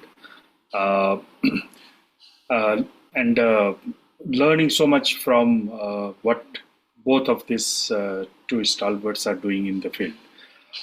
So as in the introduction, so I'm just a teacher in the Cotton University, but I do interact with a lot of students and try to say nourish them as a future conservation biologist primarily, and also ecologist. So while going through the while listening to Sanatan's talk, that was wonderful because the amount of work you have been doing in that landscape is really, I think, bearing fruits, which can be seen by the less number of human mortalities, as well as the communities getting very eager to participate in human elephant mitigation measures. Sanatan, I just wanted to ask you, so did you also use some of the integrative methods? For example, along with the electric fencing, you have also done simultaneously the lemon cultivations or some other measures that actually could be more potent way of preventing elephants from entering the fields. Did you try that kind of a system in Manas landscape? Basically, the solar fence, like the 24-kilometer stretch, Okay. we erected, and which is maintained by the villagers, and with community contribution now. So idea is this is a psychological barrier, and elephants will learn one day. Actually, we are trying to make people aware and sensitize that this is not going to end the problem, but we have to change our some cropping pattern, our people's pressure on forest resource destruction, so that the habitat remains intact and elephants are not disturbed in their prime habitat. And this is actually, we are getting very, very excellent result. And one question I've found in the box also, what is called park-people relations. Actually, what happened? Why the 6 elephants were killed in 1 year? That never we recorded in Manas, especially in those areas, especially in Manas or in Chirang district. And suddenly they killed 6 elephants because maybe it is an eruption of people's problem, which were not paying attention or paid attention by the authority. That is where the gap is. Actually, everybody knows that when there is a road accident, this is not the fault of the car. This is not the fault of the company. Do we blame the car? Do we blame the company? But where there is incident, where people die or people are injured, we always blame the elephant. That is the problem. Yeah, that also brings me to my another question. So, is there any scope of, because Anupam Da also talked about just touched about the early warning system. So, is there any scope of having this early warning system in those areas, or the feasibility is not there? I think in Manas, especially in first edition, early warning system we have seen in parts of Balparai Plateau, which is working fantastically because the landscape is different. In Manas first edition, what happened? When the elephants enter, there is a thick population. The elephants know where to go in the southern side.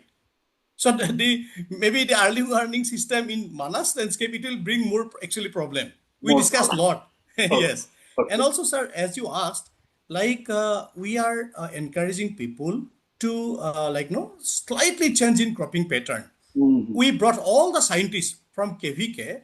They plan with the villagers, and they are giving more and more concentration in sesame plantation and mustard seeds and some aram, and slightly reduce the amount of production in pumpkin and other species.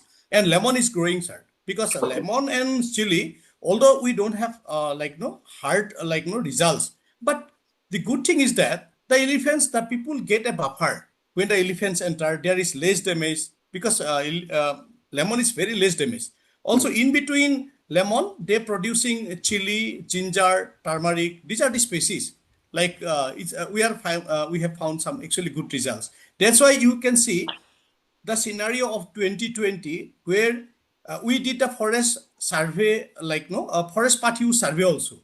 Like every the regular part used by the villagers 5 years back, we are monitoring every year. We are monitoring seasonal monitoring. How many villagers are entering? What they are taking outside from the forest inside. So we have seen the drastical change in human entrance to the park, and people are discussing now that yeah, we have also did lot of damage. We have done lot of damage to the elephant habitat. That's why the elephants are also coming. So this is the behavior sense that we wanted. People should acknowledge their like no their negative bit no their interventions, how it had brought negative impact to the elephants also. Yeah. That So that is a good day. it's like changing the behavior Yes. of the people. So yeah, and also in terms of the various stages of engagement, uh, so the ultimate engagement is like empowering them, like when they are self-sufficient and they can take care of all this, say electric fencing, or they can raise some of the small corpus funds so to maintain all those electric fencings. So where do you think your interventions in Manas landscape in this scale of, say, awareness, interest, involvement, collaboration, and empowerment? So where do you like a place, or where do you think your intervention has reached? So definitely there are interest in the people. Definitely there are involvement.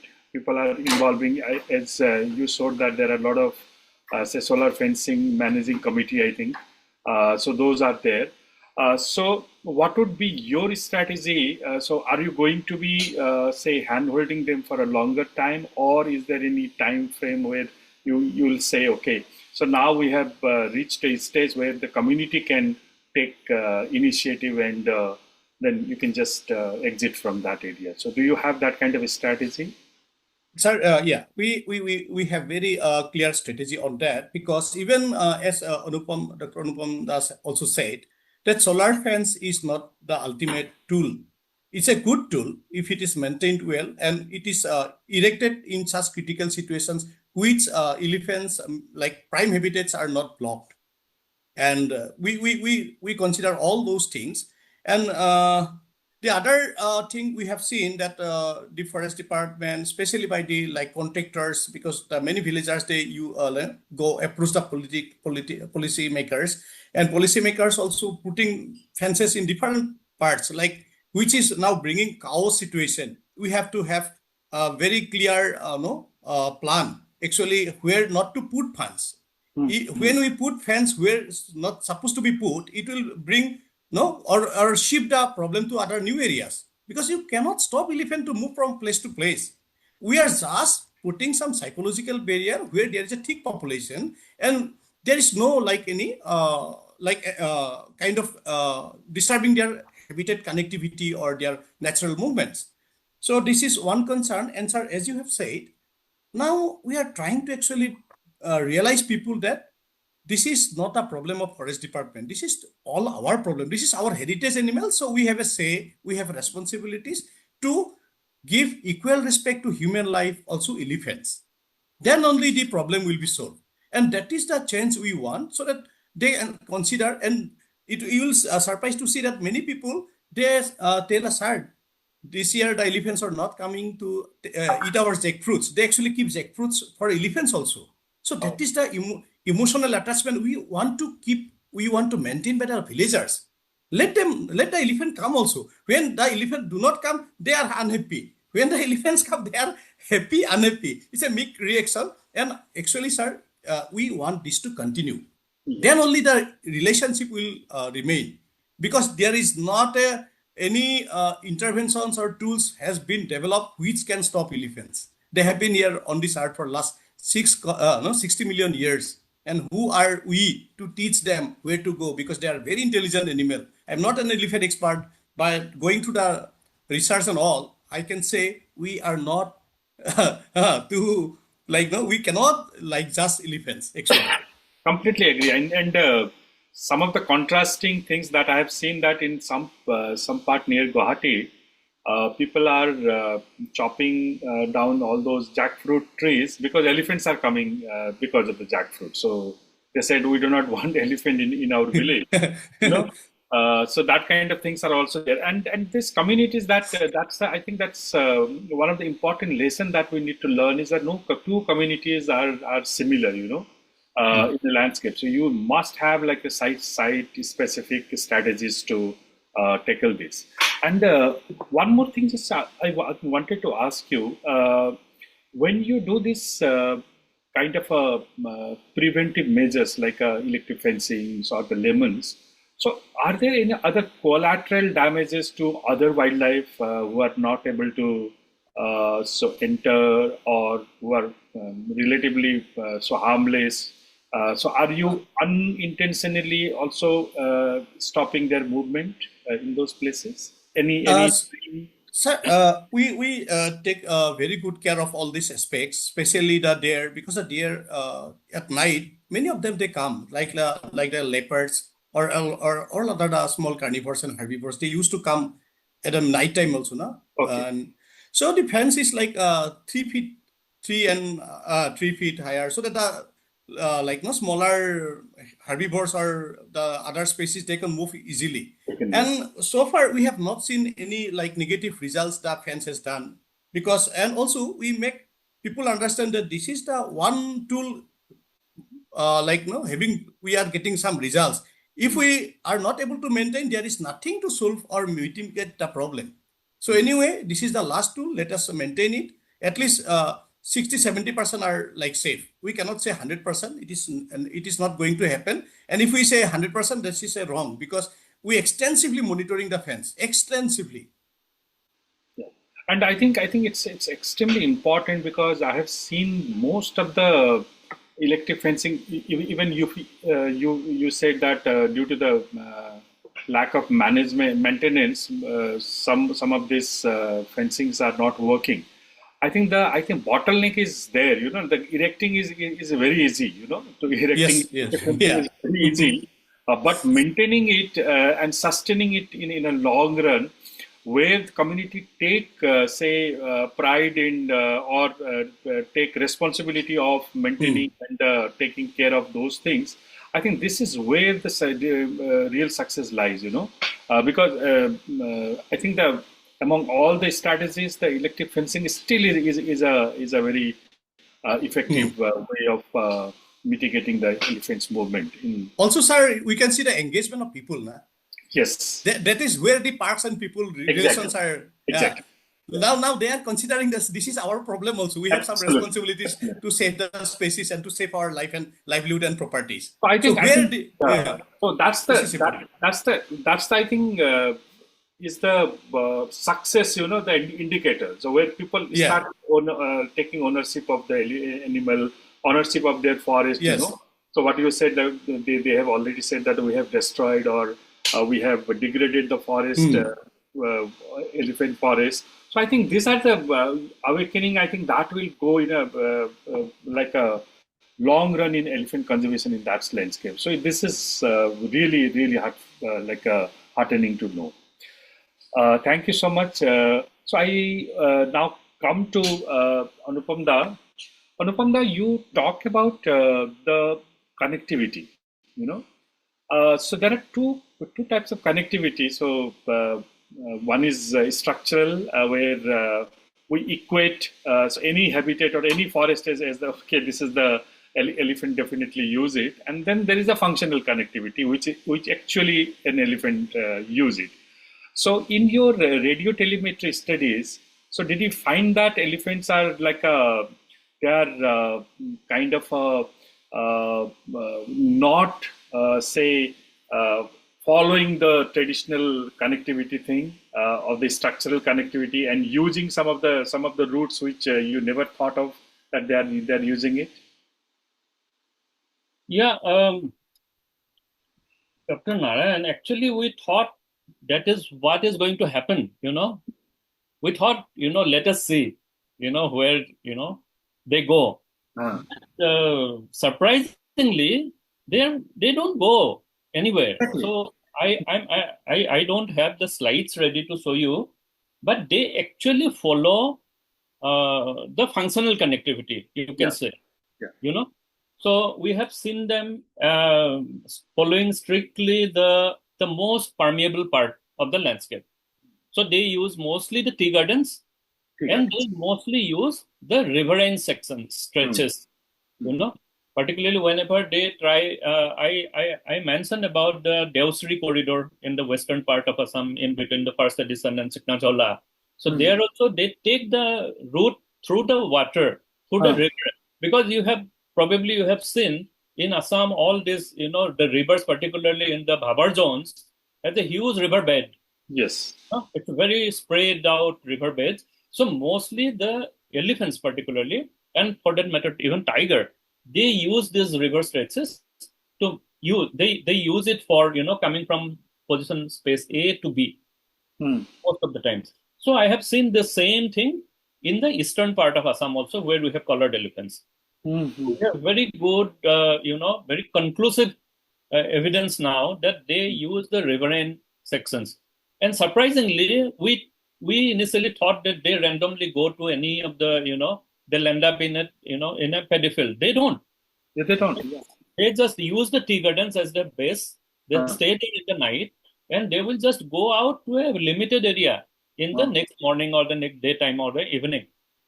So they will only go to a limited area near the tea garden.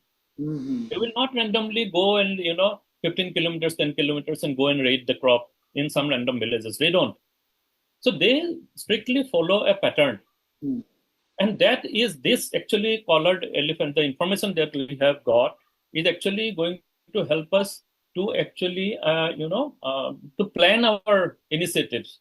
When we had a discussion a couple of months back with the Chief Wildlife Warden, then I told him, sir, we can very well, focus our initiatives in particular pockets. We don't need to do it everywhere, because the intensity is not going to be similar everywhere. Of course, more elephants we collar, the system will be much more robust. The evidence will be much more. Correct. And it emerged from your studies, and also one of my students' study is that and my own observation in Upper Assam is that the tea gardens are now I think very, very important. Say the stepping stones from going from point A to point B, or they will just. So I think and WWF is also doing some wonderful work in collaboration with the tea gardens to make it a little bit say biodiversity friendly or the elephant friendly. Right. So can you also tell some examples where WWF involved with tea gardens in improving the tea gardens for elephants? So for the right. audience.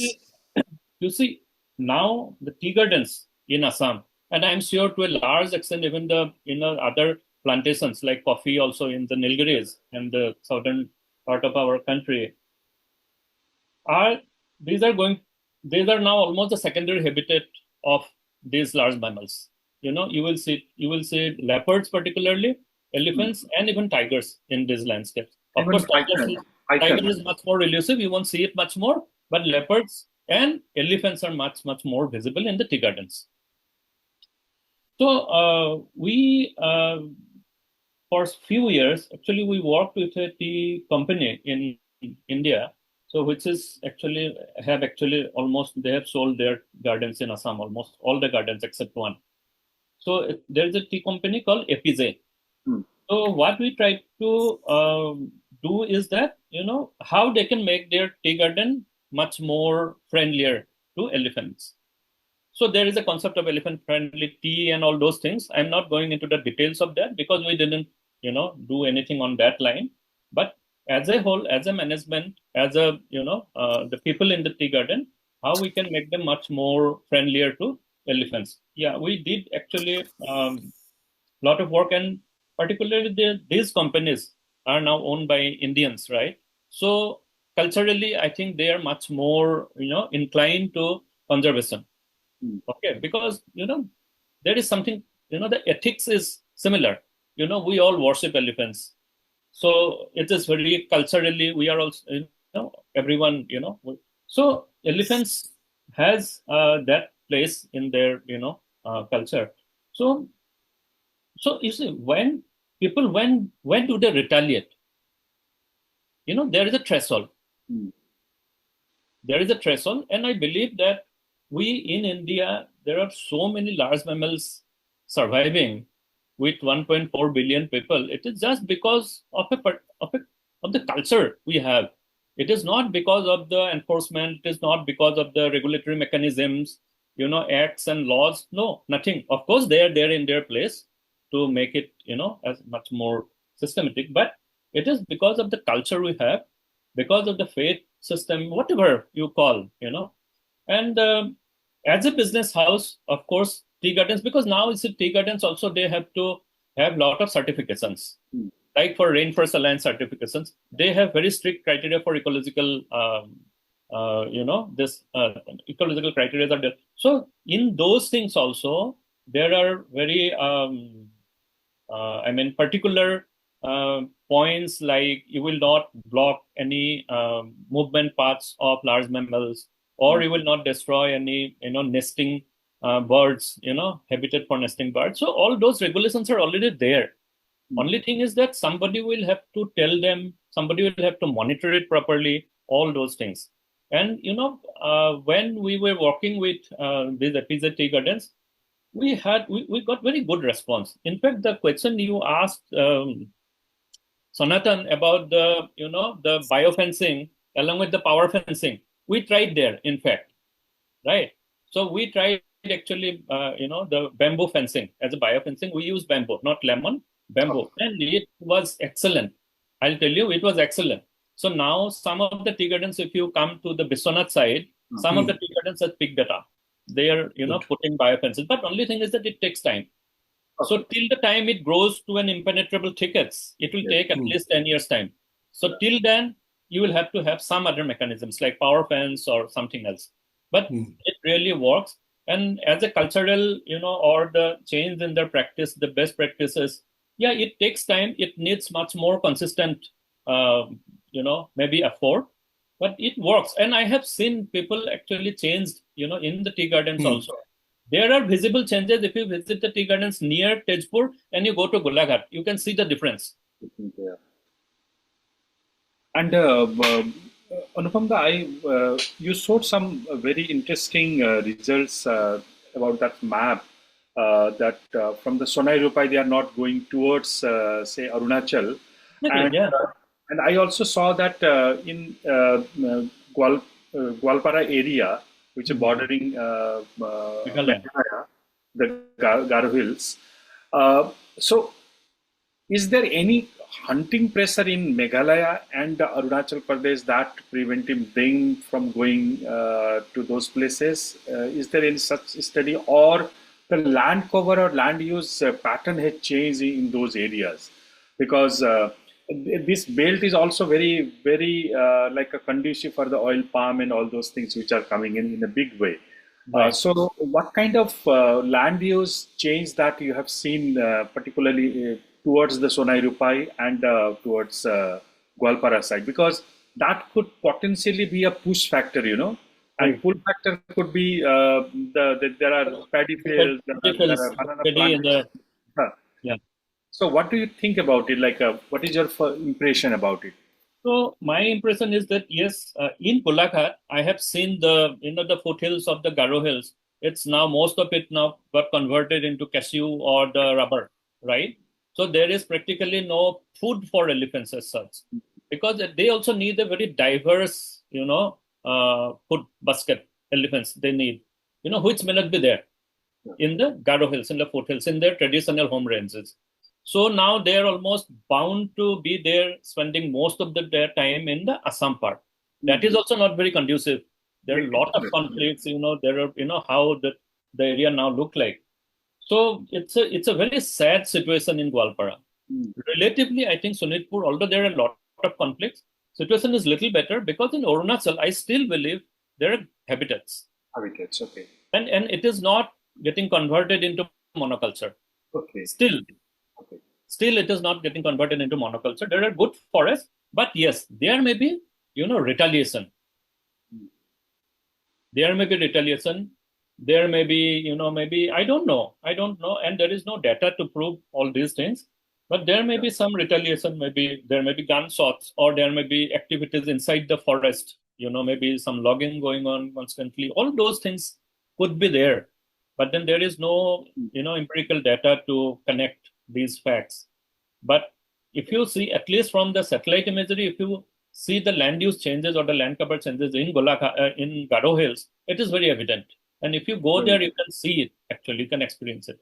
But in the foothills of Arunachal, I was really surprised, because there were, during insurgency time, there were a lot more, disturbance in those foothills, Arunachal foothills. But it is not like that now. But even today, why elephants are not spending time there is very surprising for us.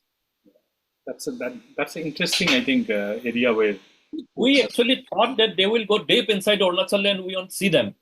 Yeah, so that's exactly. So that is what we think. If there is a forest and that's an elephant habitat, Yeah. Regardless of whether there are food plants or the elephant, what kind of habitat they prefer. So that's why when I talked about the structural connectivity, so that's our usual reaction. If there is a forest, there is a connectivity established, but they do not follow those things.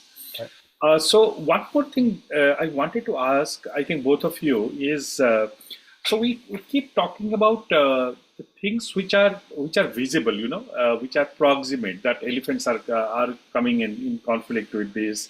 So what, according to both of you, is the ultimate cause of this, say, I don't know, maybe elephants were there earlier or the conflict has increased over time?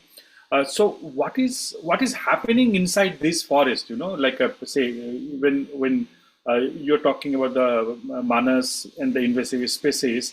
So are our habitat bearing few very good, nicely managed protected areas are not able to support the elephant population, or what's happening in those forested areas? So is this because of the unsuitability in a loose sense, if I say, the elephants are coming out, and people generally also talk about, the forests are degraded, that's why all of the elephants are coming out. So what do you think about it? So what is happening in those forests, even in the protected areas?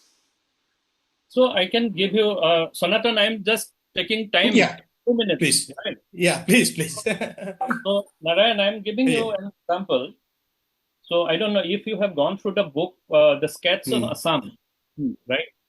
So, there's a book called Scats of Assam. It was written by a Britisher, I forgot his name, long back, I think 1820s or, long back. So, when he first came to Assam, he came, of course, that time no road. So, he took the, the river route. So he landed up in Gwalpara. From Bengal, he landed up in Gwalpara. And he wrote in his accounts, from the Brahmaputra to the hills in Bhutan, it was swampy grasslands. You can visualize that, it was not suitable for human habitation. I see. Okay, so there used to be some small habitation. He wrote in his book, small habitation, which are connected during, the rains during monsoon only by boat. So that is what. So it was all grasslands. So we now can see some remnants of those grasslands in Kaziranga or in Manas. Probably that is how it used to be. It was all forests and grasslands. What the typical, tropical riverine forest would look like in the foothills of Himalayas. But today you see what is happening. I won't say the word damage we have done, but the changes that has occurred over the years. We have manipulated the entire landscapes. We have put all different kinds of linear infrastructure, whatnot, big infrastructure, small infrastructure, houses, canals, industries. So definitely, some of us will have to bear the cost of this, and we are taking the call. So elephants or the big mammals are suffering. So definitely, I think the root cause is the habitat. Yes, I just want to add it's a very nuanced thing, but it is the habitat. Yeah, one thing just I want to add because what Anupam Da has said, this is book by Francis Hamilton, an account of Assam, even the book written by Hunter also, and if we see the shooting of big games, all the especially there is mentioned about the habitat at the time. Even if we see the working plants prepared by the Perry and all, and we can see the habitat type in those days it was.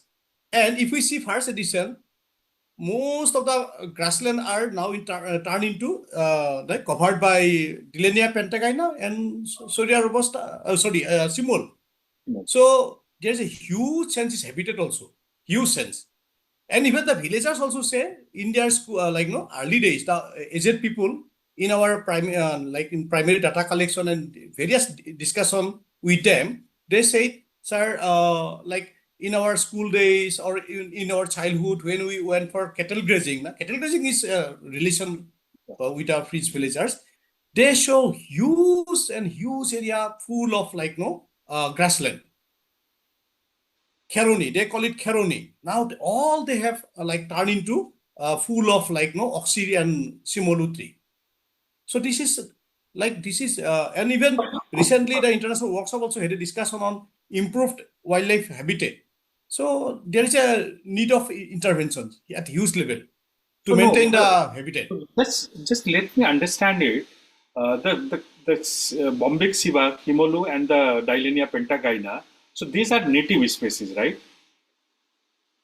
Both of them are native. Native, but the thing is that once they grow, What I'm saying that how they were maintained earlier. So if they are now like spreading very rapidly, so what prevented them from spreading early on? So what was I don't know, but there are no letters maybe there are, but there is no mention of all this Dillenia pentagina in the working plan in those days. Okay. That is very interesting. That's interesting. Yeah, actually. I think in floodplains, a lot of these successions actually, Dillenia is a succession. So all the successions are triggered by particularly the water regime. It is the when how much water, how much inundation, for how many days, all these kind of things. Yes. Good flood, bad flood, worst flood. So all these natural phenomena are actually have their own sides of good and bad. Correct. We cannot look at it from one side. Even the devastating flood in Kaziranga has its own plus points. We all know about it. And you see, we are there. We have information of our, for the last 100, 200, 300, 500 years, 1,000 years, or maybe 5,000 years. But elephants have evolved in this landscape for millennia. Yeah? So, I think thank you. These are very, very useful insights. So finally, I think before we conclude this panel discussion, because we are running short of time, I just wanted to know from both of you, what are the, if you have to pinpoint three, say, agenda for the elephant conservation, for long-term survival of elephant conservation in Assam, what those three agenda would be. So starting with Anupam Da. I would say number one is, of course, habitat, but I don't know how much of it is, practically, would be a practical actually demand. But habitat is something, I don't know about bringing it back, but at least whatever is there, remaining with the connectivities, the habitat is number one. Secondly, of course, the, what I would say, the, a very strong law enforcement, very strong law enforcement. And of course, we need to do everything what is required to elicit the, to garner the, support of the communities. Community support is something, because now the market force is so strong, it will take everything away. So I think all the work that you have been doing, maybe just can be gone like if there is a market force is too strong, people can Yeah. see very easily. $1 billion investments will take away everything in the prime elephant habitat. That is what is the. Sanatan Da, Yeah, I wonder, like, we are, because of the proposed railway tracks, if we are, because we cannot stop development also, but yes, there are a lot of examples where these their developments are like elephant or other animals friendly. There are a lot of examples done in central India also, where the tigers, leopards, and other species are moving. So we have to take it very seriously, because the proposed routes, the railway lines to Kalepu from Kokrajhar, also the routes, expanding routes. So this is the high time at least to discuss, because before going to administer the proposed plan, if we can give them some solutions. There are a lot of solutions. They can take it overpass, because railways has a lot of amount, lot of money we Indian Railways have. So they can take it like 7 kilometers, 6 kilometers overpass. Then elephants can easily move along the river beds, as Anupam already said. The I River, there are 7 rivers over I Rivers along the Bhutan. So these huge areas are still the elephant can actually use. And also in the long term, if we stop, the problem will be very high in the southern side, I'm telling you. Once this is totally blocked, the problem will trigger that it can go to any extent. So that movement we should not stop. There must be very good connectivity, at least some possibilities. Once the elephant find it that, yeah, they can use, they will use. They are very intelligent animal. I'm again telling you, elephants are very intelligent. Once they get safe passage, they will use it. So thank you so much, both the panelists, Mr. Sanatan and Anupam Da, for very illuminating talk. I learned a lot from both of your deliberations. And as one of my friend from Valpara used to say, so though it looks like there are coexistence in many places, but what he said, that coexistence is a journey, not a destination. So I wish all of you all the best to both of you. I think we must work together, and we must keep working. So there are very less conservation success stories than the failures. From the failures, we need to learn and do a lot of adaptive management, and we should never give up. So with these few words, thank you so much, Friends of Elephants, for giving me this opportunity to moderate this panel discussion. So I'll take a leave, and over to you, Niraj.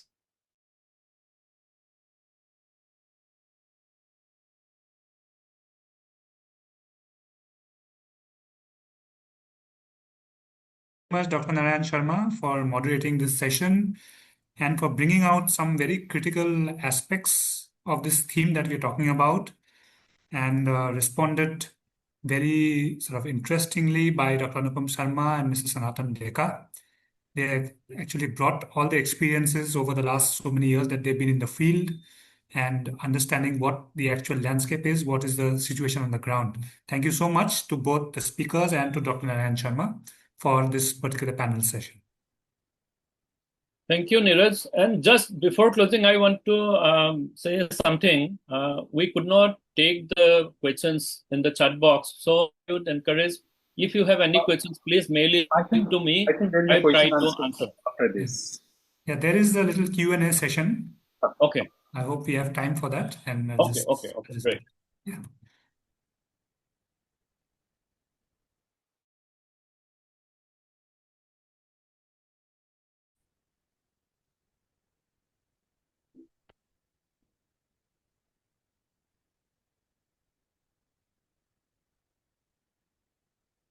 Sorry, just a moment.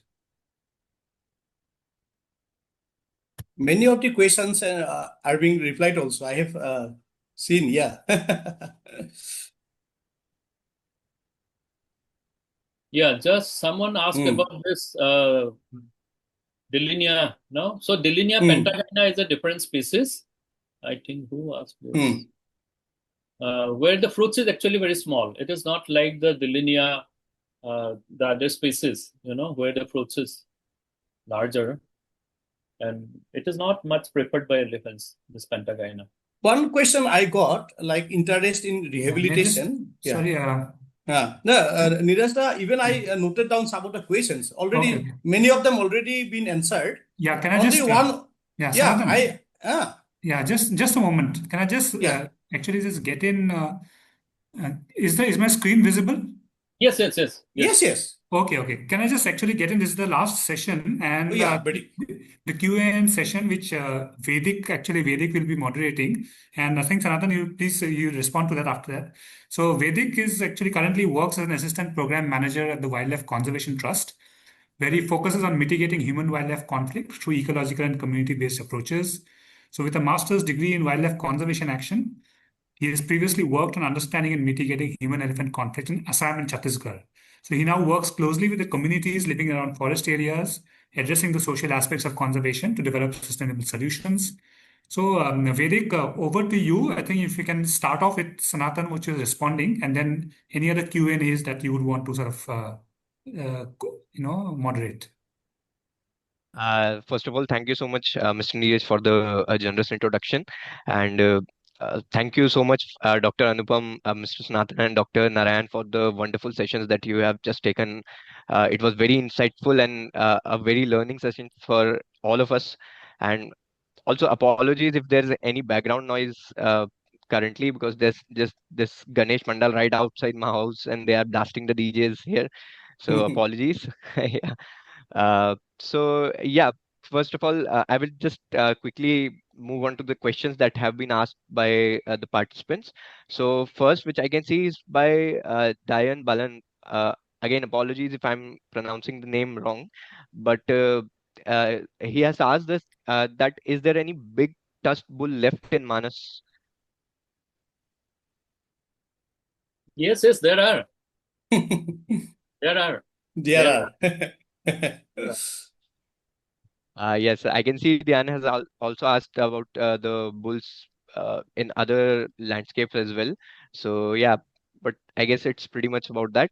So I will move on to the next question that Kanan has asked that okay that oh sorry, it's a question from Shinu Purushottaman that can creating buffer zones between villages and forest help reduce encounters?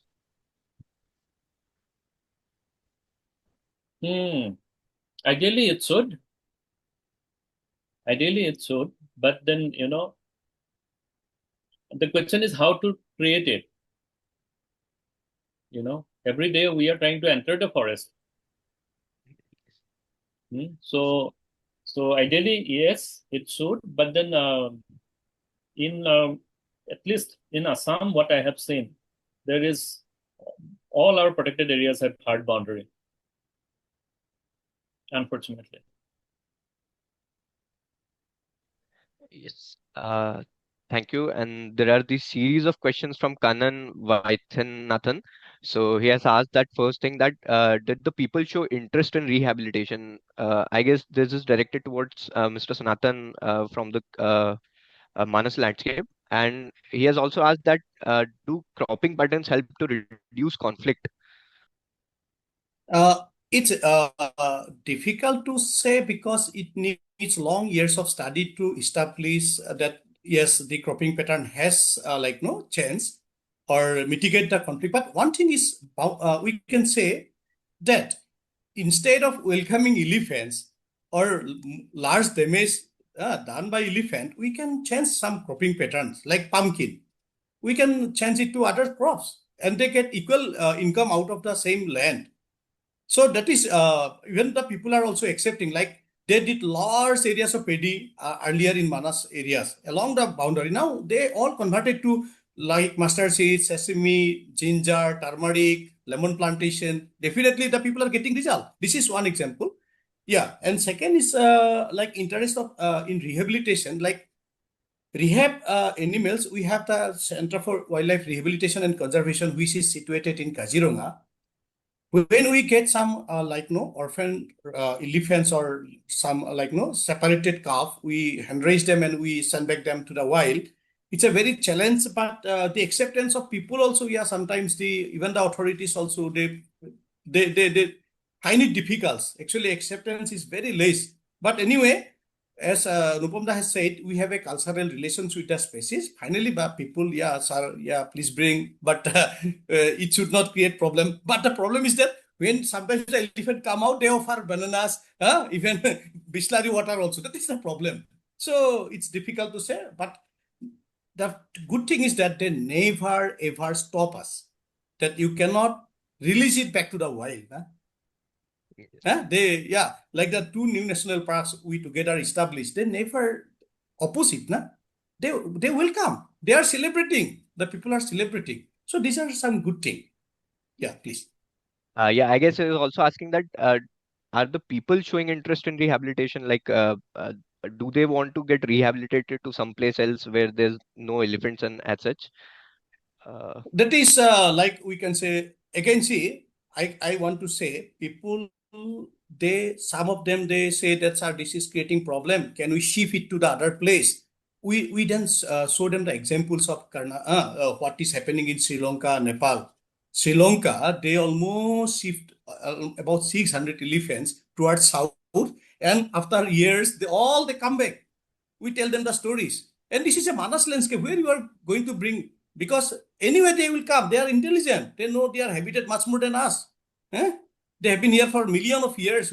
We have come for we have been here for last 200, 300 years in this landscape.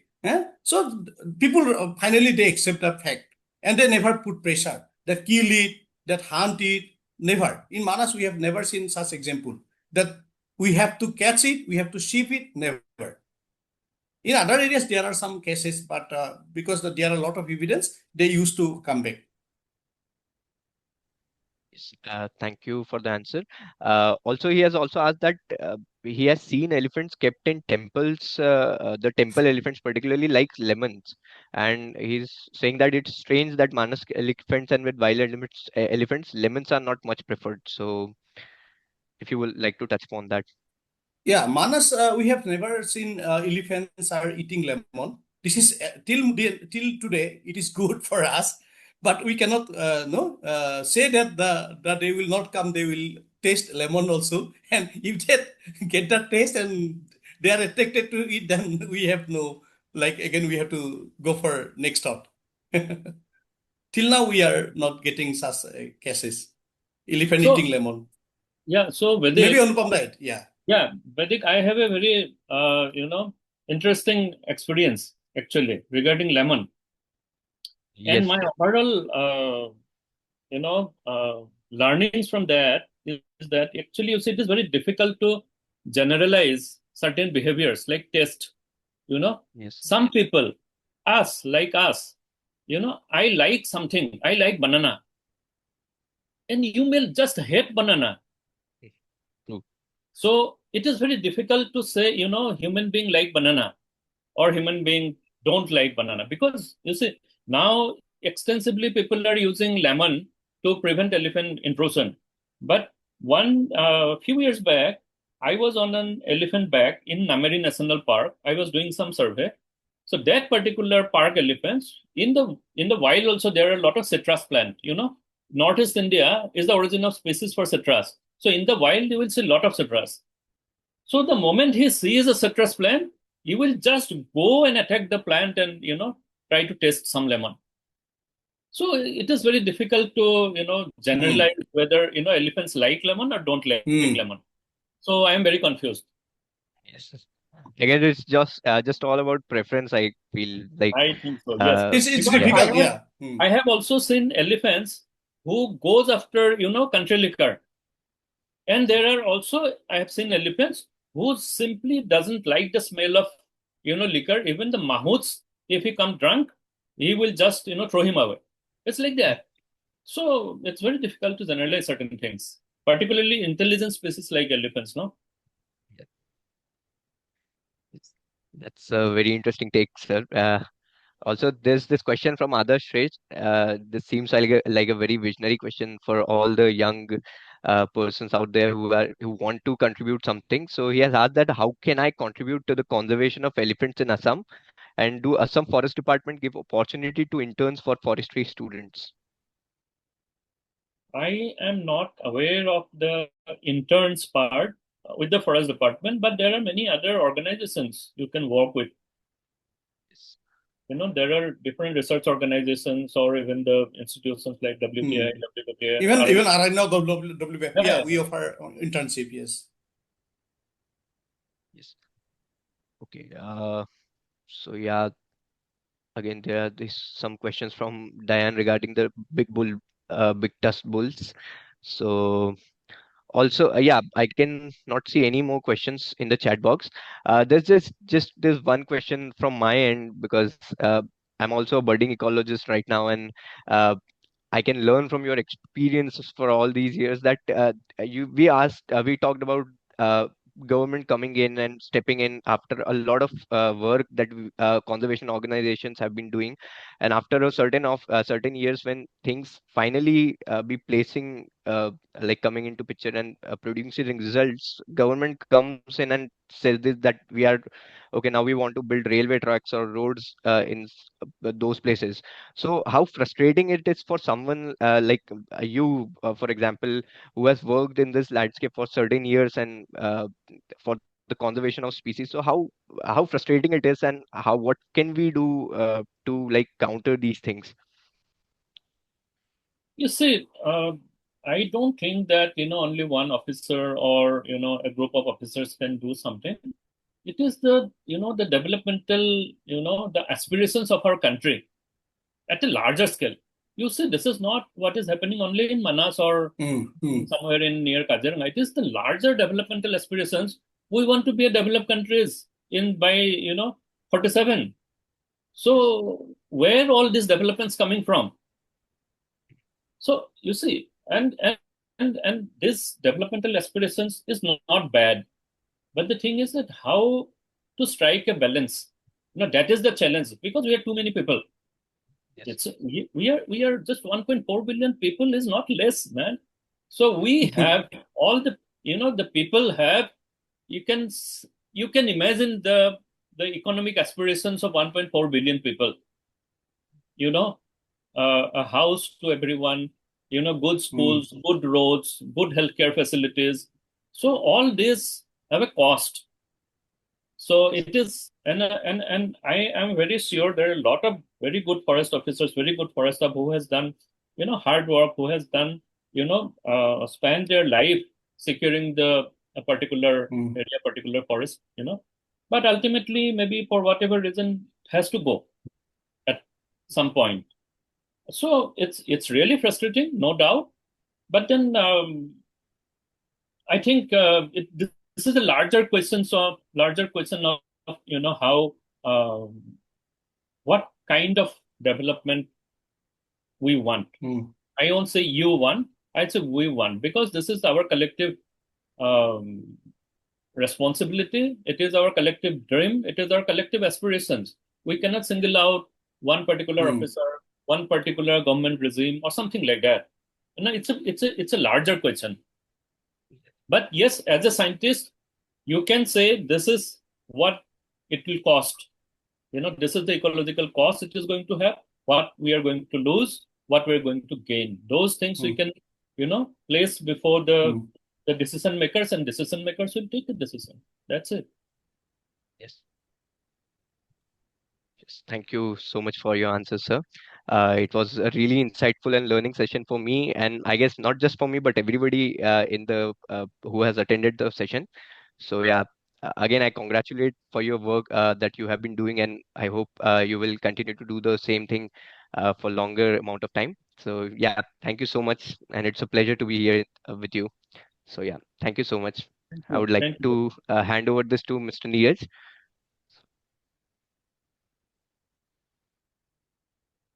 Okay, so it's been a long event by any means. So that itself sort of is testament to the fact that it has been a very interesting, very insightful, and I think it's been a learning experience for all or most of us to hear about many of these things from the field, from the ground, and from people who have, seen this firsthand. So thank you to all our speakers, to Dr. Narayan Sharma, Dr. Anupam Sarmah, Mr. Sanatan Deka, and Vedic. Thank you for this collating this Q&A session. And on behalf of the Friends of Elephants, to all the viewers who have been with us all right till the end, thank you so much for being around and We hope you sort of join us and engage with this particular forum, as well as in your own ways how you can contribute to conservation, both for wildlife and elephants in general. So thank you, and see you again soon. Thank you so Thank much. thank you, Thank Niraj. you so much. Thank you. Thank you, everyone. Thank you.